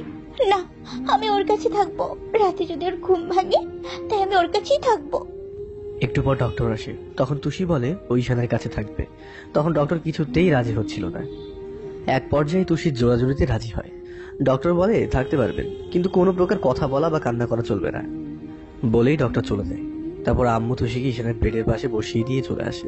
তুষি কিছুক্ষণ এক ধ্যানে ঈশানের মুখের দিকে তাকিয়ে থাকে। একটু পর তুষির ঘুম পেতে থাকে। তখন তুষি ঈশানের বুকে মাথা রেখে ঘুমিয়ে পড়ে। সকালে ঈশানের ঘুম ভাঙে। জ্ঞান ফিরতেই আমি কাউকেই দেখতে পাইনি, কিন্তু শুধু ডক্টর দেখেছিলাম। উনি আমাকে এই ঘুমের ইঞ্জেকশন দিয়ে গিয়েছিলেন। কিন্তু যখন ঘুমটা ভাঙে তখন বুকের উপরে কিছুটা ভারী অনুভব করলাম। বুঝতে আর বাকি রইল না আমার বুকের উপরে কেউ একজন ঘুমিয়ে আছে, আর সেটা যে কে তা ভালোভাবেই জানি। চোখটা খুলে কিছুক্ষণ তুষির মুখের দিকে তাকিয়ে রইলাম। মুখটা কেমন যেন শুকিয়ে গেছে, হয়তো ঠিক মতো খাওয়া দাওয়া করে না, তাই এমনটা হয়েছে। তুষি হয়তো অনেকক্ষণ যাবৎ আমার বুকের উপরে শুয়ে রয়েছে, তাই বুকটা কেমন ভারী ভারী লাগছে। আমি একটু নড়ে চড়ে উঠলাম, আর তখনই তুষির ঘুমটা ভেঙে গেল। আমাকে ওর দিকে তাকিয়ে থাকতে দেখে বলল, তোমার ঘুম ভাঙলো কখন? তোমার কি কষ্ট হচ্ছে? ডক্টর ডাকবো? কি হলো, কথা বলছো না কেন? আর এমন করে কেউ বাইক চালায় বলো? যদি কিছু হয়ে যেত? কি হতো? মরে যেতাম। তাহলে তো ভালোই হতো, তোমাদের কাউকে আর আমার মতো চরিত্রহীন ছেলের মুখ দেখতে হতো না। ঈশানের মুখে হাত দিয়ে বললাম, চুপ, একদম চুপ। কখনো এসব বড় কথা বলবা না। তোমার কিছু হয়ে গেলে আমি কি করে বাঁচবো? যত পারো আমার উপর রাগ করো, মারো, বকো, তাও এমন কথা বলো না কখনো। একদম মুখে আনবে না এসব কথা। ঈশানকে ছাড়া এই তুষি যে শূন্য। কাঁদতে কাঁদতে তুষি বলল কথাটা। তুষিকে ঈশান বড্ড বেশি ভালোবাসে, তাই ওর কান্নাটা যে ও সহ্য করতে পারে না। তাই ও তুষির হাত ধরে ওর পাশে বসিয়ে তুষির চোখগুলো মুছে দিল আর বলল, তুষি যেমন ঈশানকে ছাড়া শূন্য, তেমন ঈশানও তুষিকে ছাড়া শূন্য। তুষি এখনো নাক টানছে আর কান্না করছে। তাই আমি ওকে বললাম, এই বউ, তুমি না কান্না করলে একদম পেতনির মতো লাগে। পেতনি না, শাকচুন্নি। বলেই আমাকে জড়িয়ে ধরলো। একটু পর ভাইয়া, আম্মু, আব্বু আর আমার বন্ধুগুলো রুমে ঢুকলো। আমি তুষিকে বললাম, এই ছাড়ো, আব্বু আম্মু আসছে তো। তুষি আমাকে ছেড়ে দিল। আব্বু আম্মুকে দেখে আমি মুখটা অন্যদিকে ঘুরিয়ে নিলাম। তখন আব্বু আম্মু আমার দুপাশে এসে বসে, আমার হাত দুটো ধরে বলল, বাবা তুই আমাদেরকে মাফ করে দে, আমরা তোকে ভুল বুঝে অনেক কষ্ট দিয়েছি। আমি আব্বু আম্মুর দিকে তাকিয়ে বললাম, আব্বু আম্মু, তোমরা আমার কাছে মাপ চেয়ে আমাকে প্লিজ ছোট করো না। আমরা শুনেছি এতে তোর কোনো দোষ ছিল না। তৃষা নিজের মুখে সব স্বীকার করেছে। বাদ দাও না সব কথা। তারপর মাসুম, সিয়াম, তপু, ইমন, ওদের বললাম, কিরে তোরা কেমন আছিস? ওরা সবাই একসাথে উত্তর দিল, আমরা তো ভালো আছি, তোরা এখন কেমন লাগছে? আমি বললাম ভালো। আমি আবারও বললাম, তোরা আমার জন্য এত কিছু করলি, তোদের ঋণ আমি কখনোই শোধ করতে পারবো না রে। কিসের ঋণ? আর আমরা তোর বন্ধু, এইটুকু যদি না করি তাহলে কিসের বন্ধু হলাম? হ্যাঁ, সবার সাথে কথা বলা শেষে হতে না হতেই ডক্টর আসলো। তারপর উনি বলে গেলেন আমাকে আরো কয়েকটা দিন থাকতে হবে। কিছুদিন পর আমাকে বাসায় নিয়ে আসলো। তারপর আম্মু আর তুষির সেবায় 3 মাসের মধ্যে সুস্থ হয়ে উঠলাম। এই 3 মাসে তুষি একদিন আমাকে ছেড়ে এক মুহূর্তের জন্য সরেনি। আমি ওকে কলেজে যেতে বলেছি, কিন্তু ও বলেছে আমাকে ছেড়ে নাকি কোথাও যাবে না। আমি ওর বারণ করিনি। কিছুদিন হলো ভাইয়া একটা চাকরি পেয়েছে। আব্বু ভাইয়ার বিয়েটা ঠিক করেছে তার এক বন্ধুর মেয়ের সাথে, কিন্তু বিয়ের ডেটটা পিছিয়ে দেওয়া হয়েছে তুষির এইচএসসি পরীক্ষার জন্য। আমি এখন পড়ালেখার পাশাপাশি আব্বুর সাথে আমাদের ব্যবসাটা দেখি। আব্বু ভাইয়াকে অনেকবার বলেছিল ব্যবসাটা সামলাতে, কিন্তু ভাইয়া আব্বুকে বলে আমাকে অফিসে বসাতে। দেখতে দেখতে তুষির পরীক্ষাটা চলে আসে, আর যতদিন ওর পরীক্ষা ছিল প্রত্যেকটা দিন ও আমার কোলের ওপরে বসে পড়েছে। আমি যদি একটুও সরি তাহলে ওর একটাই কথা, উনি পড়বেন না। দীর্ঘ 1 মাস ওর পরীক্ষা চললো। ততদিন আমাকে রাত 2টা-3টা পর্যন্ত জেগে থাকতে হয়েছে। যাই হোক, পরীক্ষা শেষ হওয়ার কিছুদিন পর রেজাল্ট দেয়। তুষি এবার গোল্ডেন প্লাস পেয়েছে। ওর রেজাল্টে যতটা না খুশি তার চেয়ে বেশি খুশি হচ্ছে আমি। আজকে ভাইয়ের বিয়েটা হয়ে গেল। সব আনুষ্ঠানিকতা শেষ করে রুমে এসে প্রায় শুয়ে বিছানায় শুই। কিছুক্ষণ পর তুষি আসলো। আমিও আসতেই আমি ঘুমানোর ভান করে চোখ বুজে রইলাম। ঈশান, ঈশান, আমি জানি তুমি ঘুমাওনি। ওটা বলছি, এখন কিন্তু আমি কান্না করবো। ও বাচ্চাদের মতো মুখ বাঁকিয়ে কথাটা বলল। ওর কথা শুনে আমার অনেক হাসি পেল, তাই আর চুপ করে থাকতে পারলাম না। কি হয়েছে আমার বউটা? ভাইয়ার বিয়েতে তুষি অনেক সেজেছে, তাই ওকে নতুন বউয়ের মতো দেখাচ্ছিল। তাই আমি ওকে বললাম, বিয়েটা কি ভাইয়ারা ভাবি না তোমার আর আমার? বিয়েটা যারই হোক, বাসরটা কিন্তু আমাদের। হ্যাঁ না হ্যাঁ, তুমি এখন বাইরে যাবে, তারপর আধা ঘন্টা পর আসবে। কেন? যা বলেছি তাই করো। আমি বাইরে চলে গেলাম। একটু পর তুষি আমাকে ডাকলো। তারপর আমি ভিতরে গিয়ে তো পুরো অবাক হয়ে গেলাম। পুরো রুমটা ফুল দিয়ে বাসর ঘরের মতো সাজিয়ে ফেলেছে, আর তুষি খাটের উপর বসে আছে। আমি দরজাটা বন্ধ করতে ও এসে আমাকে সালাম করলো। আমি ওকে উঠালাম। তারপর ও আমাকে অজু করে আসতে বলতো। আমিও গিয়ে অজু করে আসলাম। তারপর দুজনে 2 রাকাত নফল নামাজ আদায় করে দিলাম। তারপরে তুষি বলল, এখন আমার ইচ্ছাটা পূরণ করতে তোমার কোনো অসুবিধা নেই। না নেই। আমার বউ একটা আবদার করেছে, সেটা কি না রেখে পারি? তখন আমি ওকে কোলে তুলে নিলাম, তারপর খাটে শুইয়ে দিলাম। আমি ওর কাছেই যাব। তখন ও বলতো, এই সবাই দেখছে তো, লাইট অফ করে আসো, যাও। আমি তারপর লাইটটা অফ করে আসলাম। তারপর আর কি, মিশনে নেমে পড়লাম। এই যে পাঠক পাঠিকারা, আরো কিছু শোনার ইচ্ছে আছে নাকি? গল্পে বিয়ে করলেও বাস্তব লাইফে এখনো করিনি। সত্যি আমি সিঙ্গেল। আমার আগে এখনো একটা বড় ভাই, না রিয়েল লাইফে নেই, কিন্তু গল্পে আছে। তা বাসরাতে কি কি হয় সেটা না হয় আপনারা বিয়ে করে জেনে নেবেন। হ্যাঁ, দেখা হবে, কথা হবে অন্য কোনো দিন, অন্য কোনো গল্পে। ততদিন পর্যন্ত ভালো থাকুন, সুস্থ থাকুন, সেফ থাকুন এবং আমাদের সাথেই থাকুন। আল্লাহ হাফেজ সবাইকে।